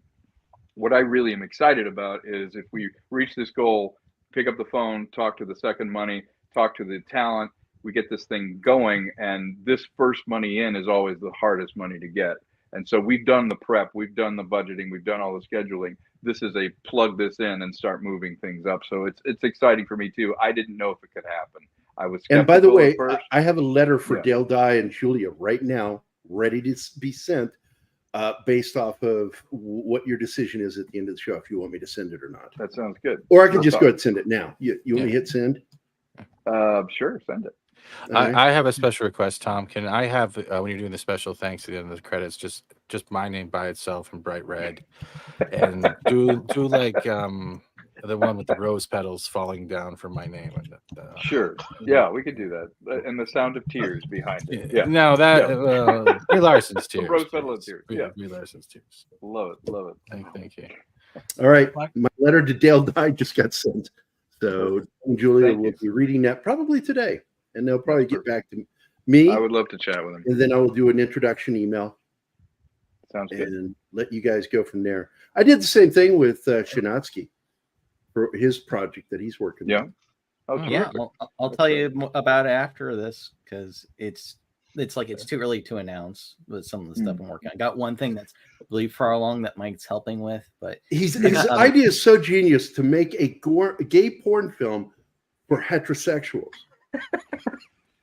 Is what eyes? What don't make eye contact? It's a very narrow niche, but very enthusiastic. I got to tell you, his idea is really good, though. No, all joking aside, he has this idea for zombie. Can I say the name? Yeah, Z Squad, Z Force, or Z Squad, and the whole idea of it is that there's an actual police group who deal with zombies. Oh, that's pretty. They're the SWAT of zombies. The SWAT of zombies. Now that's a take my money kind of idea right there. Yeah, no, right? Yeah. All right. Basic premise for the entire world is the zombie apocalypse actually started happening, but humanity has rebuilt, because for some reason Walking Dead's been going on for like 20 years almost, and they're still living the exact same way. So I just thought, well, what happens if in a zombie apocalypse, humanity doesn't get wiped out because there's no story there, but okay, everything went to shit, a lot of people died, but society's rebuilt, and it's basically rebuilt back, but now there's zombies. And so you'd have a division that dealt with that. Yeah, and they make every problem worse, because now, like, when people need to go repair like a phone booth or telephone tower, all those have to be fenced off now, and then they can get breaks in them. That's great. So you're doing it as a short? You're doing it as a filming a short of it? Movie. I have a long form summary written out and everything. So that's great. I could send it to you after if you want. Exactly. Sure, you should send it to him, because I think Tom would actually enjoy reading that. Once again, guys, I want to let you know, you too can be a contributor on this project. It's got 10 hours left, and they're almost to goal, but they will still continue taking money because this campaign doesn't end. You're still able to keep contributing to it. The link, I just placed it in the chat, and help support this film. It's important. Support indie projects. I don't care if it's comic books, because we're going to be doing a campaign for Vindicated once I finish these last 2 chapters. It's a 124-page graphic novel, very violent. Yeah, and Gary, under my suggestion, is cutting out 40 pages that are the gay porn scene. I don't know why. Gay porn scene. It's called the Shinaki chapter. Veiny penises are just something I've never gotten to draw before that I've always wanted to. Yeah, no. Yep. You took my advice to reference Snickers bars before they fixed them.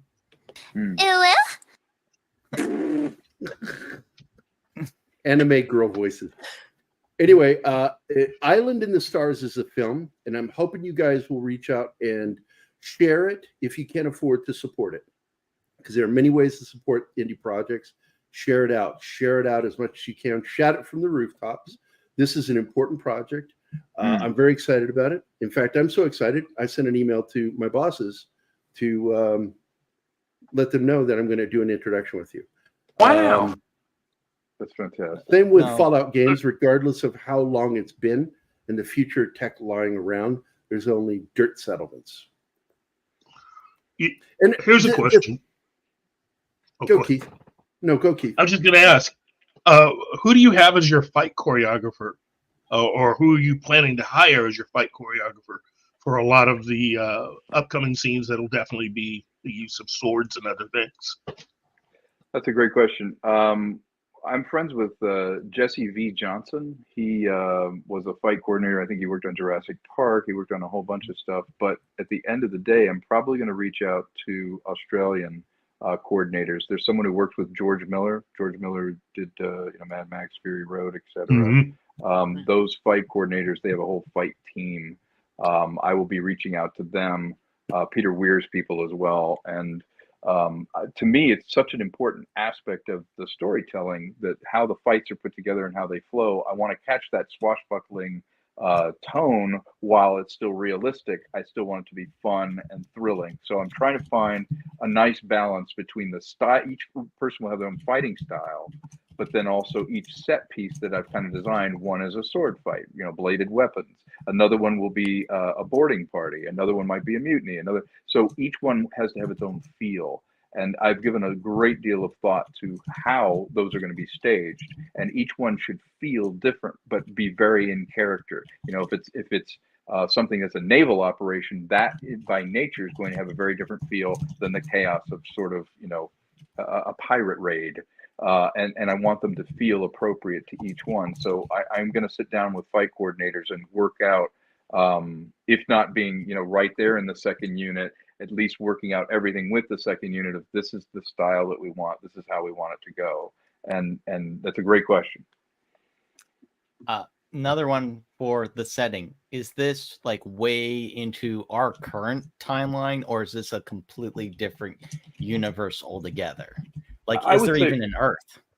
Yes, there is an Earth, and it would be way forward. I don't want to do one where it's like they always underestimate how far we'll be when the time is there. So it would be a long time, hundreds and hundreds and hundreds from when we voyaged out, but it's definitely taken an Australian culture and everyone made it into the stars. Everybody made it, began colonizing, and it's a microcosm of history repeating itself. It's a benevolent sort of navy. It's not an occupying force. They're literally protecting people from being raiding parties. They're settling things. There's not a bunch of aliens and things like that. In this particular version of the universe, we are our own worst enemy on most of these cases, because let's face it, you'd have to go really far to try and find life somewhere else in this universe that we've created. So now you have the various factions in this universe that are warring factions, order, chaos, the commerce, raiding commerce, that kind of thing. It's much more if you took a 18th century novel and transported it into a science fiction setting than just a pure fantasy one where there is no root, there is no earth. Okay, another question with that then. Are you going for the more fantasy version of Pirates, the stuff that was popularized by Treasure Island? Because you also mentioned Master and Commander. Are you going more for, I'm taking the analogs to history and I'm bumping them, sort of like they're privateers, for instance? Yeah. Is there like the South China Sea equivalent of Pirates in your universe? There is Barbary Coast style pirates. There is certainly a fantasy element, because the fantasy element drives the story. It's the mythic quality of what they're after. The treasure isn't gold. It's a concept. It's a thing. And it's a fantastical thing. But yes, there is definitely a more realistic pursuit along shipping lines. There is a military naval component to this, where a benevolent navy is protecting shipping lanes and possibly is the reason why some of these characters get into peril. I don't want to give away too much. Can I give you some good news, Tom, real quick? Yeah, sure. Dale and Julia just responded back that yes, very cool. They want to talk to you. Oh, that's great news. Yeah, that's wonderful. They actually said we are very interested in talking with him. That would be fantastic. I'd love to learn. I just did an introduction email, so it's in your inbox. That sounds good. I'll follow up with that. That sounds fantastic. Outstanding. 64785. We're getting so close. Oh wow, Jim Watari added an extra $100. You can do this. My just making non-perk donation. You just wanted to give you the money. He didn't want anything back. That's fantastic. Except to see the damn movie. Come on, Jim. Don't be stupid. That's great. Thank you for doing that as a donation. I really appreciate it. I'm grateful to you. Thank you. We're trying to get to that goal, and so that we can start to get things done. Let's see where we're at. I'm going to refresh the page. 1,100. I would love it if we could. I don't think it's going to happen during the show, but I think you're going to definitely in the next 5 hours surpass the goal. Yeah, I think we will make it. And a thank you to the people that will be watching this in the future. If you think there's some merit here, if this sounds like something that you feel is worth doing, thank you for your contribution. Thank you for putting your money where your mouth is. Essentially, you're buying the ticket when an indie person needs it, and that's now. Yep. This is it, man. We are going to see the big transition here in the next handful of years of most productions going to indie and less towards the studios, because it's, like I said at the beginning of the show, at the onset, Hollywood as we've known it is dead. Mm-hmm. Yeah. It's in its death throes. It is transitioning, and independent filmmaking is going to be the majority of filmmaking that's happening. Agreed. And that will be picked up by a corporation, but a corporation, yes, of course, by its nature, the distribution is the big thing. But by its nature, companies are the antithesis of creativity, because they try to quantify creativity. They don't start trends, they follow trends. And most importantly, you're never going to get a corporate committee to have any kind of singular vision to drive things along. It's going to be trying to please too many people. With the movie like this, it's like, I don't want to please everybody, just enough people. The people that would like this anyway, that's who the movie's for. There's somebody who's not going to like it at all, that's fine. That they were never the audience. But I won't put a concession in there to go, hey, and maybe I can also get those people. It's like, that diminishes the project. If you're on board, you just need enough people to like it, that it makes financial sense, that you can make another one. That's all we need. Here. Yeah, I got to tell you, Aye, Captain. I've been stoked about this project since you first talked to me about it last year. I think it was around December. It was. We were chatting about it. It was almost this time last year. I think the first time you talked to me about it, and I'm just so proud of you, and I'm honored to be a friend of yours. I really am. I think you're a great guy. That means a lot to me, man. I really appreciate your words. Thank you. Despite your weird lisp. I have to do that. It's a thing I've done since I was a kid. Backhanded compliments, make up bullshit about somebody.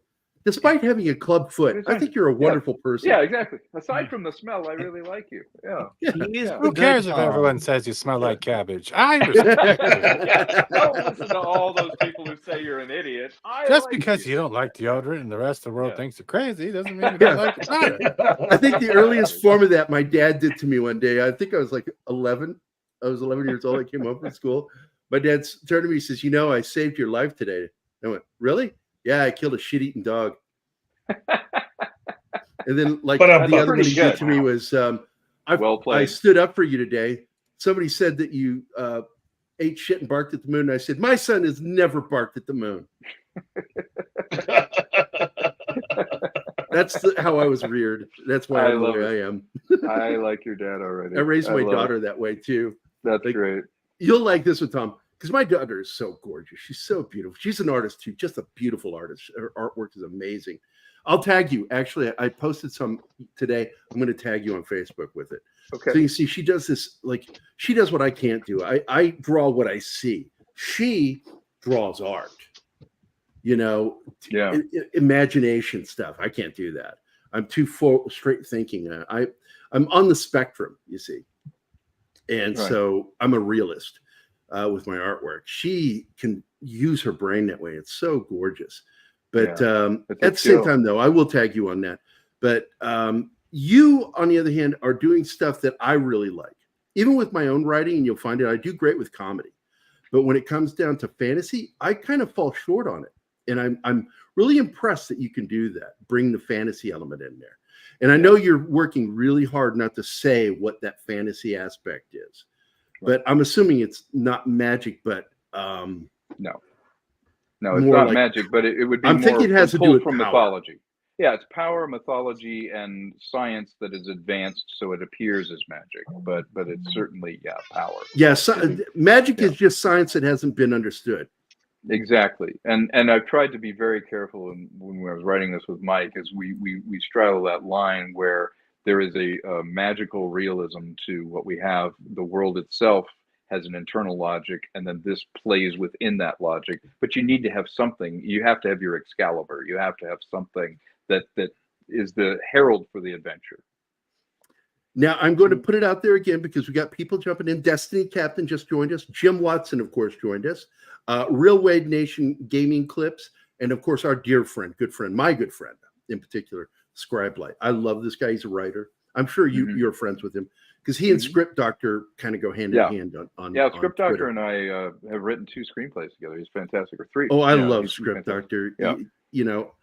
He's one of the few human beings. I sat on a phone call with him for 9 hours. We weren't done talking. It's just like, dude, 9 hours. We got to call it quits. Yeah, because I can sit and talk to him about storytelling for hours and our favorite he's films. Great.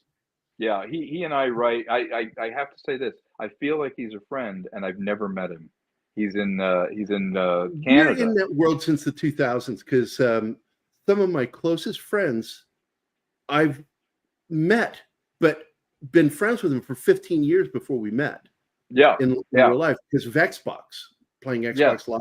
Playing the Xbox. Yeah, I used to make some friends on the Xbox that I've never met. But with Script, it's really ironic. We started working during the pandemic stuff, and he hasn't been able to travel here to LA. But he said years ago he met me on a red carpet or some kind of a industry event, and I don't remember it. But he's like, I shook your hand, but I don't remember meeting him. But we've written all these scripts together, and we've never been in the same room together.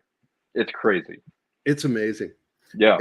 And I feel so blessed that I know his name. Yeah. But we'll never say it. We'll never say it. I'll and never you know what? out it. He's smart not to, because it's hard in this business. I have to be careful too, of like shutting my mouth, because you don't want to shoot yourself in the foot with your relationships and who you're dealing with. So like it's Keith good and I for do. him. Yeah. Yeah, it's good. Yeah, it's good for him to have a pseudonym, because he deserves to have a career that flowers in that. And in offering criticism, you don't want to step on someone that you didn't realize. Well, you got to be careful, because they can ruin your career. Ruin it, Brian. Ruin. They can destroy a career in a split second. They won't tell you they are. They just won't call. Oh, it's the silent, deadly people. Yeah. I can't stand them. I've met quite a few of them. Yeah, but Keith and I have actually lost friends over our stance on things. Because when we criticize Star Wars in particular, holy crap, we had one friend that he was like one of those, and then like ran away with his arms wagging behind him. You didn't know how to run. It's hard. And when you're a director or something, you have to be real careful about, your opinions of other directors. If they ask me in private what they think, I will tell them. And there are some people, friends of mine that directed some Marvel movies and Star Wars things and all that kind of stuff. And I have to keep my mouth shut, because it's not my place in this business to do that. But if they ask me, I'm always honest. Yeah. Yeah. And Darth Plato, you're absolutely right. It's just like, it's good. Watch your mouth. Watch what you say. Watch who you say it in front of. I have. Sorry. No, go ahead. What was it, Stephen? Well, first of all, two things. When we do get the digital copies, Tom, are you going to be upset if people want to do watch parties live, let's say on their Rumble or something like that? Would that be allowed, or do you guys want to keep it more to the market where you get all your returns back? Is there a wait period or even allowed? That's the first thing. Secondly is Script is also a great captain, because he plays every Sunday in our Void crew, and has only ejected me out of the airlock once. No joke. Not bad. Again, here is the link for the campaign over on Indiegogo. By the way, I'm a big fan of Indiegogo. I did one Kickstarter. Every campaign I ever did was successful. But Indiegogo, I felt went way better, because it seems like that is a site more for independent creators than Kickstarter. Kickstarter, I gave up on it, because I feel like it's become too commercial. Yeah, and it's more, it's actual hardware. It's a lot of it's startups, physical products, that kind of thing. Exactly, hence the name Kickstarter. Yeah, to go back on your question, I think what would make sense is when we deliver the digital copy, and it'd be like a 2K copy of something, I feel like if we could work something out where I would love to have watch parties, that's the whole freaking point. Maybe we work something out that once it hits the marketplace, maybe we just do a tiered thing where if there's, by the time it's AVOD and it's, it's out on like Tubi and different places streaming, watch party would be great. Just maybe not first out of the gate a free screening of it where we're taking money away from the people that invested in it that deserve a return on their investment. But yeah, we could figure something out, because I would love to have watch parties, but maybe there's a way we can scale it so that we're not hurting anybody that's put money into it. Right. There would be a way system. Let's say if let's say I wanted to show your film to, let's say, supporters on a channel, but the dedication is, let's say I have to raise $250 to do this live show. And then after this night, it's private, and the $250 goes to you. Would something like that be an arrangement that could work in the future? That we could work, and it would almost be like a licensing agreement, like a limited licensing thing. That would make sense, because at least the coffers would get filled, so that somebody who was expecting a return on their would get something. You are at 64,840 now. That's just fantastic. Is that's the latest refresh? That's just now. Yep. And I didn't mean it as a trap question either. I was just asking out of curiosity. No, it's a great question. I'm all for watch parties. I did one on Midnight Edge of Trouble Is My Business and some other stuff, and I watched them all. By the way, I love that movie. Oh, I really thank you. Do. Yeah, I had. So much I think I told you that. I really enjoyed it when I got a copy. I'm like, yeah. I think I got it my little love letter through Amazon. I think I got it through Amazon. Yeah. I was thinking when I was making, those were the little low budget indie films of Hollywood back then. That a film noir looked the way it did because they couldn't afford the big sets. They were like, how do I tell the story with light and shadow? And I thought, that's perfect. what would I do if that was what I had with these resources? How do I do a love letter to that attitude? Because noir is not just a look; it's a way of seeing the world. And so I was like, you know what? If I'm going to do this little indie film to kind of get out there and do it, noir is a perfect genre for that, because all it requires is faces and an attitude, you know. And we went from there.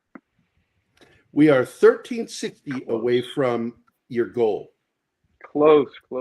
So close. Hopefully before we end the show, we'll get a little bit more. Absolutely. Very excited to be seeing this happening, because you were at 35, what, a day ago? Yeah, you know what? I looked like I say, it's human nature for people to kind of go, yeah, I saw your thing and I'll check back in on it. But then towards the very end, you start getting people going, oh, dude, okay, this is happening and this is ending. Yeah. It's only a day from the last time I looked at it. It's $30,000. Got. It jumped, and I'm hoping we can close the gap now, because it's funny. You raise a lot at the beginning, then it's kind of you coast for a little bit. People are like, yeah, it's happening. I'll catch you in a week or two, and then towards the end, that's when people go, okay. I need to get you on Midnight's Edge too. Yeah, I would love to. Yeah. FOMI, fear of missing out, or FOMO, I should say. What's that? The psychology thing that goes on. It's basically when something's about to end, then there's the fear of missing out. Well, for indie campaigns, because like I said, I've run multiple successful campaigns. I learned very quickly from pros that you work it the first 2 weeks, then you just add a little bit in the middle, and then the last 2 weeks burst. You ramp it up again, and you get out there, get as much press and attention and as you possibly can. Yeah. And I got to tell you, print media never helped on any of our campaigns, but doing live interviews and stuff like that always helps. Yeah. Oh, I agree. And there's some people lined up, you know, Australian, particularly some female talent like Krista Vendy, who's got an incredible following in Australia, and she's been super supportive. There's another actress who is reading it right now, who has huge sci-fi credentials, is an Australian actress. This level of talent will be driven by the level of interest that we have here, where they see, okay, there's people that want to see this thing, and the campaign being successful, the optics are really good on that. So you're right. Towards the end, you want to ramp it up and get it out there as much as you can. Yep. It's you know, because I was told by two inside professionals that helped me run my campaigns, told me that it's your first 2 weeks and your last 2 weeks account. The stuff in the middle is important to get new stuff, but it's the first week, get the attention and the wheels going, and then let it coast for a little bit, and then ramp up again right at the end. Hit it hard. Right. Yeah. And basically, it's your full-time job. That last 2 weeks is your full-time job. It has been. Yeah. I wake up thinking about it. Yeah. I do have a favor to ask too. Can you guys please It's like sex. Yeah. You wake up thinking about it. Can you guys please keep all of your outtakes and bloopers, please? Just because that'd be a great special bonus to throw in. I love outtakes and bloopers. Yeah, I definitely will. Good. And one of the perks in this thing is a fly on the wall look at the behind the scenes and access to that kind of thing, because I miss the special edition, you know, the DVDs and Blu-rays that used to have like all this kind of like filmmaking in a box. You could learn school how to film. That's something that I really want to have as a component in this. I know we'll have some great bloopers. I miss Pixar when they had Toy Story bloopers, because they didn't expect it, but they kept the 3D animation, and they would screw up, and they had different reels, and even Bug's Life. And I'm like, why do I get this stuff now? Like, just simple things like that can keep a crowd. Oh, absolutely. I want to keep that. It makes it human. With your universe, I guess, you know, kind of covers different areas question, and you don't necessarily have to answer this if you want to. Do you have any plan, like made up like materials? You know, there's Mithril, Lord of the Rings. There's some sort of super material the ships are made out to make them cover the stresses of the space travel. I don't address that. I did think about the physics of things. Certainly the more ornate designs in it, you know, there's an organic element where things are not just devices, they're contraptions. You know, there's a certain artfulness added to it. It's like, well, it didn't have to have bone or wood on it, but it would in this world. There certainly are fantastical elements to it. I will say that much, but I think it would be giving too much away to get into too much of that. Yeah. All right. Then I'm not going to ask if you have do you have like tuning or the force? I'm going to avoid that question then. Any like made up martial arts? Like, is there things that have developed because of people, space, fighting on spaceships that there is, there is certainly a much more of a throwback to, it's more of a swashbuckling style of fighting. There's, a lot of bladed weapon fighting. There is, different styles. One, I will say this, there is a proper naval academy and naval component to this, where there are military people, trained military people, versus more guerrilla style fighters. This is something definitely that Dale Dye's Warriors Inc. would help you with. Yeah. That's the kind of thing I would love bring to you work with out. that military aspect. Each character is revealed through their fighting style and their violence, and some people are more passive, other people are trained. The people that are trained are obviously more effective, is all I can say. Cool. So about that Showgirls inspiration. No, I used to do. They asked me one time to present at the Golden Raspberries as a joke, and I gave a golden raspberry to Paul Verhoeven, and he showed up and took it from me. Years ago, and I think it was for Showgirls. So we did it at the Hollywood Roosevelt, and he was such a good sport. He actually came up the aisle, and I gave him I was Mr. Goldenberries, and I gave him this gold toilet for the thing, and he accepted it and made a speech. But yeah, no Showgirls. I'm just, to be intellectually honest, no. I can't say, but possibly there is a ship in trouble at some point that is not fully functioning. Are they going to be on the wing of the spaceship with their pirate swords? No, that doesn't happen. Okay. Are you going to have any of the like a person without a spacesuit on out there fighting with a laser sword and flipping? Not this time. No. That's what I was just referencing. I wondered if that was what you're referencing, because that's what I'm thinking. Yeah, but I don't think she has tentacles. Hey, I do want to point something out, by the way. Your film, because we brought up your film, Trouble Is My Business. That was nominated for 12 awards. Yep. And how many of those 12 did it win? We won 11, I think. No, it got all 12. Did it get all 12? Oh, you got all 12 awards for that. 12 nominations, 12 wins. Yeah, that was fun. It also was fun. It won the Ozfest in Australia. And one award that I got was in Virginia. Did I tell you about that? Yes, you did. That was a crazy story. I accepted the award in the building next to the hospital I was born in. So you talk about, you couldn't write this shit. What city were you born in? I was born in Fairfax. Oh, you're born. Oh, Fairfax. Yeah. Fairfax. Oh, yeah, Fairfax County. And the new theater had been built, and I flew back from LA to do the festival, and I honestly didn't know we were going to win, best film for this. And I'm on stage, and I look over, and I'm like, where they built this movie theater is across from the hospital I was born in. I went full circle. 30 years later, I'm taking this award. So it was really cool. But yeah, it's been nice. The reception for it, I tried to make much with little, and what I learned from it was, at the end of the day, it's about the performances and creating the world that they're in, and having some kind of integrity to the story. When I look at it, it's like it's a time capsule of where I was, what I had as far as resources, but I'm proud of the fact that we told this story, that we had good performances from everybody, and from a very low budget film, at least I was able to capture the spirit of noir. That being said, I've learned so much from that process, and from working on other people's films for the last 25 years where they had a significant budget.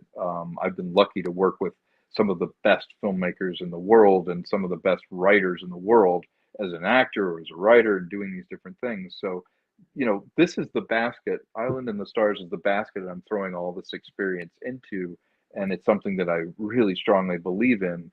And so the skill set is there to make this thing. And so I know would you say Trouble Is My Business was sort of your sticking your toes into the pool to test it? Yeah, it very much was. I made everybody else a lot of money and made everybody else a lot of projects, but that was going from being the waiter to owning the restaurant. You just wanted to make a film and show you could do it. By the way, here it is. Look, 12 wins, 12 nominations. That's fantastic. Yeah, I forgot about that. So and you know what? It was such a great experience making it, because that's a lot of that team stayed together, and we've all boats rise. You know, this movie is the next logical step, having done that movie, to now move here, because it's much more ambitious and it's the same team. Exactly. And by the way, Lucinda's doing a really good job of keeping up on it. She's amazing. She's watching it live. I am too. I keep refreshing it. We're at 170 backers, and we are at $64,865 now. Yeah. Props to Lucinda. She's been instrumental in me putting this together. You talk about doing a business over the internet. Literally, she's been in Australia the past few years. We've been budgeting, scheduling. She's been putting together, the campaign with me and doing all this stuff. She is on it, and I've only met her in person twice. It's crazy. But I'm looking forward to going down there and filming with her. She's been really instrumental in putting it together. She's produced a lot of movies, and she knows everybody. So just a key player in this. That's fantastic, man. Yeah. Again, the link, I'm going to put it in the chat again. And here it goes. Boom. Boom, baby. Boom. Boom. There it is. Those watching on my channel, the link is pinned at the top of the chat. That's right. That's something I really like now, that you can allow your panelists to also broadcast your show on their channel. Yeah, you can multi-stream it, right? You can stream it from different. Yeah. And right now we're on Twitter, Facebook, and Rumble, as well as YouTube. And we're slowly getting a following on Rumble. I don't know how to ramp Rumble up yet. I don't understand it. I'm very frustrated by Rumble. Why? I know that it's the future. I'm gonna fucking kick you right in. I stream there every day. I'm saying it. We do too. We do too. But I don't understand the machinations of managing it. It's really weird. It's not straightforward. It is not straightforward. I can help you. Be prepared for that vagina kick. I'm not calling you dumb, vagina. I'm so glad to hear him. I hate white males. I really can't stand. We did a show together for a while, Tom. If there's that got me a strike, do it again. It got us in trouble. Got me a strike. It got me in trouble too. I deleted the episode. It was called Shit Talk with Gary and Steve, or Steve and Gary, and we put it. I can't remember, was it an asterisk or something like that for the I and shit, and we would just make fun of shit. That's funny. I can't imagine why you got in trouble. It's all right, Gary, as long as you do that. Rumble will not do anything to us, dude, and that's where we need to do the show. Well, Gary, Rumble. If you got one of those, you can now do that stupid questionnaire on YouTube in the studio that Crowder walked through, and mine will expire on the 28th of December. My warning, so I'll get it back. But I'm so glad that we've got you on today. We're down to the last 13 minutes of the show. We try to keep it uniform. We don't, I'm never going to do like Doomcock did a 7-hour fucking stream one Friday. Yeah. And I'm like, I can't do that, man. I'm almost 60 years old. Almost. I gotta pee. I've got other shit that I need to do. I want to talk to my girlfriend. Sometimes, and because I'm an extreme introvert, and you wouldn't know it when you meet me, but I am. I'm an INFJ. Meaning that I look like an extrovert, but I'm actually an introvert, because after interacting with people, I have to go recover for 2 or 3 days. That's interesting. Yeah. Empathic people are like that too. They feel drained. Well, that's what I am. I'm empathic. Yeah. I don't require energy from other people, but you can tap me for energy, and I can make people feel better. Anima's even said that. She's like, I felt so terrible when I was hanging out, and then all of a sudden I'm laughing and having a good time and so energized. And I'm like, it's what, people, INFJs are notorious for doing that. I don't know if you know about Jungian psychology. I'm familiar. Yeah. Personality types, the 16 personality types. And I'm a Jungian analyst. I believe Freud was so fucking goofy. Everything is based off of sex. Freud was such a failure. His theories end at 13, puberty. All of his theories end. They fall apart after that. Jung, on the other hand, refers to humans as psycho-spiritual creatures. That all cultures are built off religion. Every culture that got started with religion. It's not a coincidence. Yeah. And so basically he went at it in a weird way, which led him to go into deepest, darkest Africa and Asia and Malaysia to do his research, which is what my script is about. The fictional telling of the fucking monstrous, scary shit that he discovered as the father of parapsychology. And it's like the X-Files in the late 1800s, early 1900s. So it's kind of steampunk in its own way too. Oh, that's cool. Yeah. Oh, dude, you're going to like the script. Yeah, you're going to like it. Yeah. And it's based on reality. And I use actual Jungian theories in my writing because I am a Jungian. I absolutely. Yeah. And you know how I became one? The police. Really? Oh, as a teenager. Sting was a Jungian. I said, what is a Jungian? I went and I read it and I'm like, oh my God, I want to be that. No offense. When you said police, I thought they took you down to like the beach and beat the crap out of you. Yeah, they beat the shit out of me. Yeah, because I got into a fight with this cop and he says, look, man, you didn't stop at the stop sign. I said, yeah, but I slowed down. And he says, yeah, but you didn't stop. I said, but I really, really slowed down. And he says, step out of the car, sir. And I stepped out of the car. He says, put your hands on the hood. I said, okay. And I put my hands on the hood. He pulled out his nightstick and started beating the shit out of me. And he said, now, do you want me to stop or do you want me to slow down? I like that. That's funny.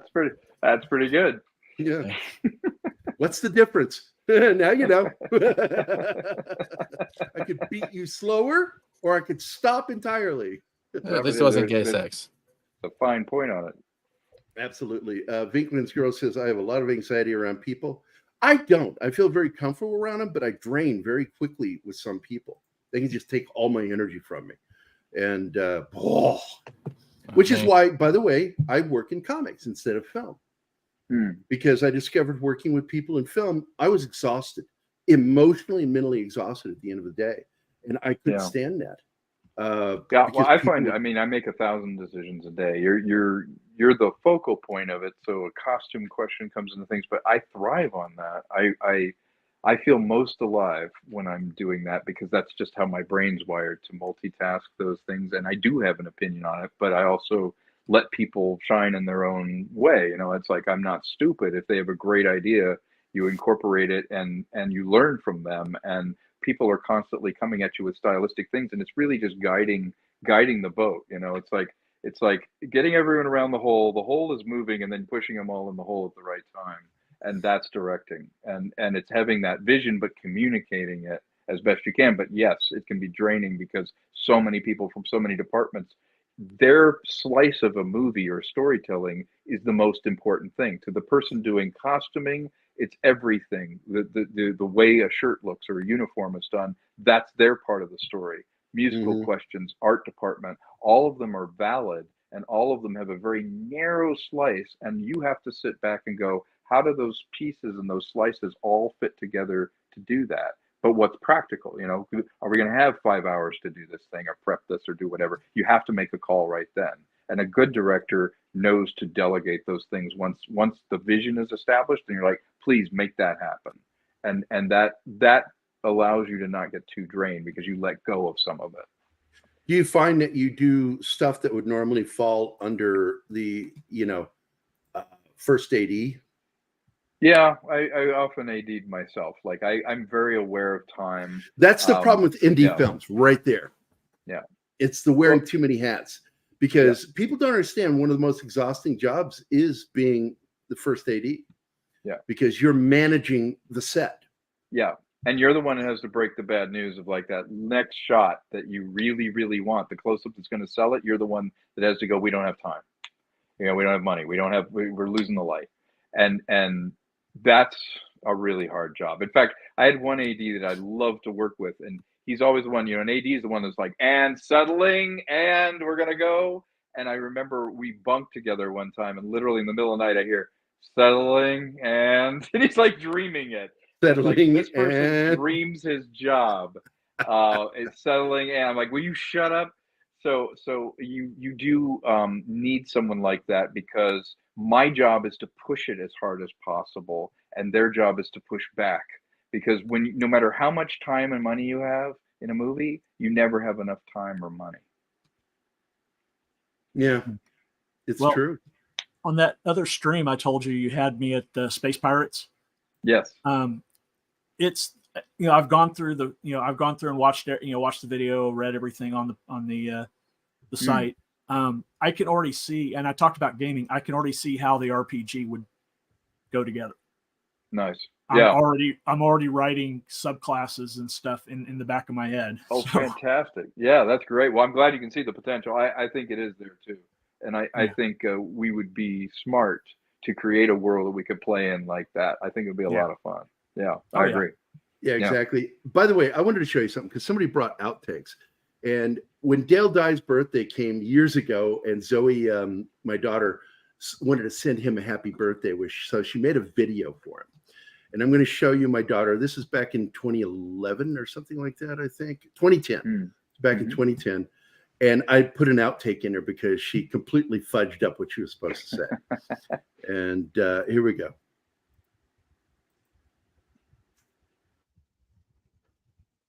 We've got no sound. Wait. Somebody muted it.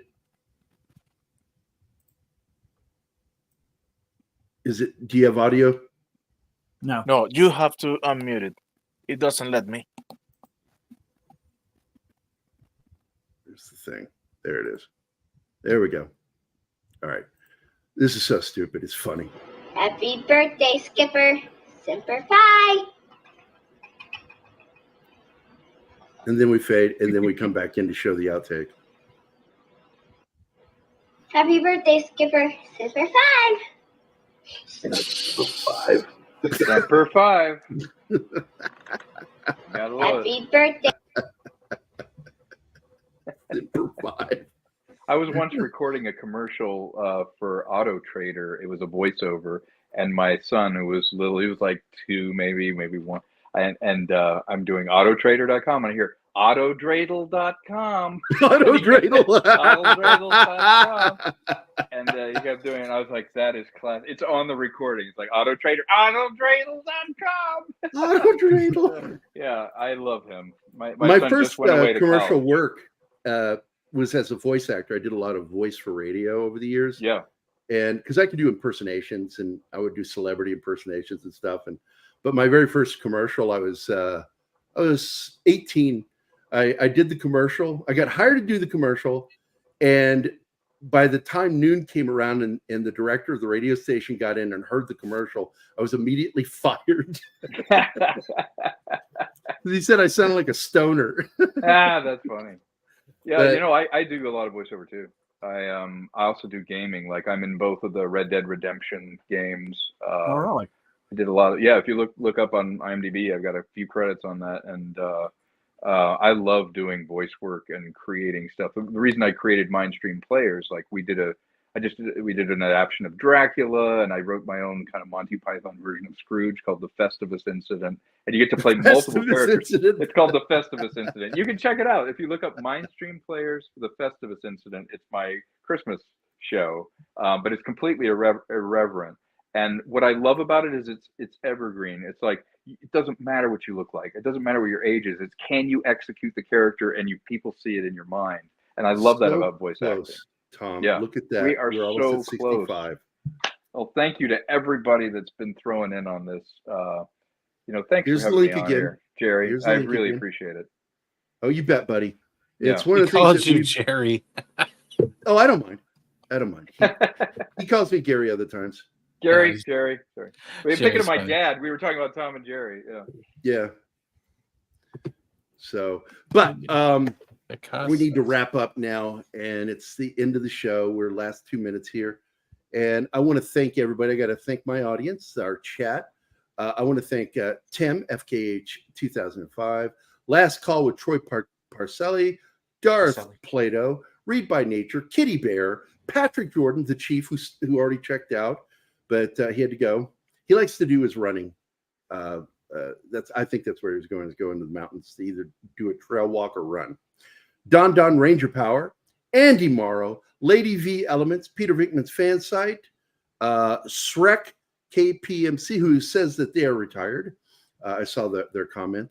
Let's see, War Monkey, Chief Cook, Lester San Jose, The Skeptic Tank, Scribe Light, Railway Nation Gaming Clips, Jim Watari, Destiny Captain, Aged Boomer, Lucinda Bruce, Tree Rock Creations.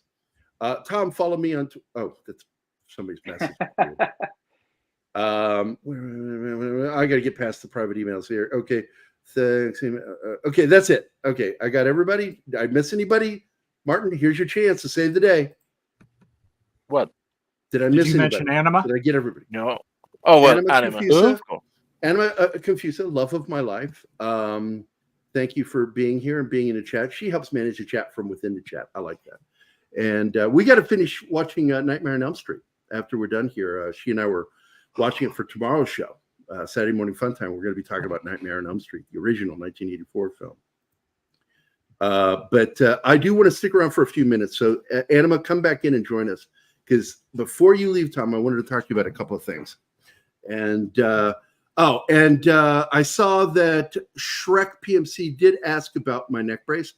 I have been an artist my entire adult life, besides the medical field. Medical field helped me pay my bills. Being a paramedic and a nurse helped me pay the bills until my career took off in 1997. And that's when I was able to finally just do artwork.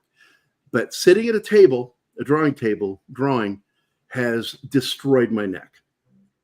And my C2 sits in front of my C3. I do require surgery, but I don't want to do it until I've lost all of my weight. I still have 150 pounds to go. I've lost 300 pounds because I got fat as fuck. I was a fat bastard. Get in my belly, very fat. And but I lost most of that weight, but I still have 150 pounds to go. And then I'm going to let them cut into me. Probably have to fuse my neck. So, but it's painful. And this help offers just enough support to my jawline that it doesn't hurt as bad.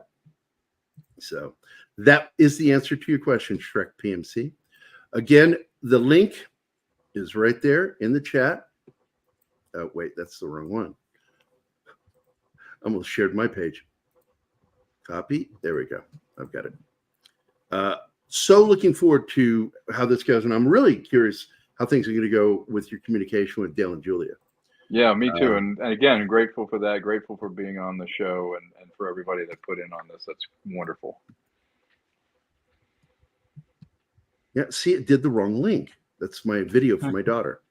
Do it again. There. That's the Indiegogo. Please feel free to go there. I'm going to refresh real quick before we leave. So close. I would love to see it go over 65. Oh, well. We're not going to get to see it yet. Damn it. But it will be before the end of the day. You watch. You're going to hit it. You're going to hit it, baby. Yeah, I hope so. I'm sure of it. Because this movement I'm seeing on there is really good. You jumped so far in just one day. $30,000 in one day. 24 hours. Towards the end, it's when it picks up. Yep. Yeah. So keep it up, Tom. Stay in touch. Got to have you back again. In fact, when we do the Blake Edwards episode. Yeah, I love Blake Edwards. What we're going to do, and I suggest you find your absolute favorite film, and we'll go over that film in particular. Sounds good. But the entire show, we're going to be talking about the best films that he's ever made, top 10 films. And I'm going to bet you yours is going to be one of my favorites too. So Experiment in Terror is one of my favorite films by him. He did so many different genres. Yeah. Great stuff. And I can't think of his name. Guys. He was the makeup guy, the co-star of Wild Wild West. Was the villain in that? Yeah, the one who could change his face. I forget. Yeah, it wasn't Robert Conrad. It was the other guy. It was the other guy, and I always forget his name. Yeah. He was also the last actor. Ross Martin. Thank you. Ross Martin. Ross Martin is also the last actor to play Charlie Chan in a film. Oh, was he? I didn't know that. Every actor who ever played Charlie Chan was a white guy in Asian makeup, and it's always bothered me. Charlie Chan is such a great Chinese character and a very strong Chinese character that I would love to see it come back and have it done with proper Chinese cast. With the proper casting, that would be kind of interesting. You're absolutely right. Yeah. Yeah. But thanks again, guys, for joining us in the chat. Thank you for supporting his show. Please get out there. If you can't afford to support it financially, then please support it by sharing it out. All your friends, tag friends, let them know. Hey, man, this is a great project that needs to be made, and we all want to see it. And again, Keith, are you still here? Are you with me? He may have fallen asleep. He does that. Okay. Well, he's muted. Thank you for having me on here. I've got to jump on a phone call, but thank you to everybody. Well, we do need to talk. When's a good time for us to talk again? Let me message you on Messenger. I'll hit you up. Okay. Okay. Again, thanks a lot, Tom, and everybody have a great Friday. Thank you.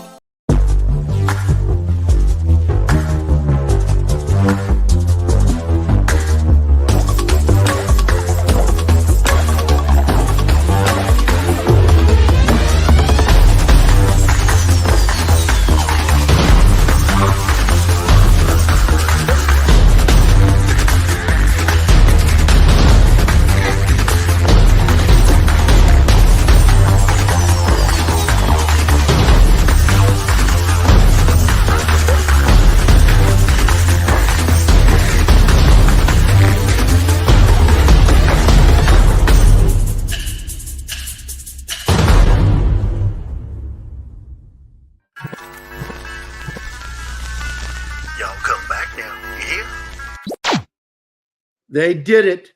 He went right just now, went over 65,000. Yay. There you go. Yay. I got to share that with Tom. All right, guys. Have a great weekend.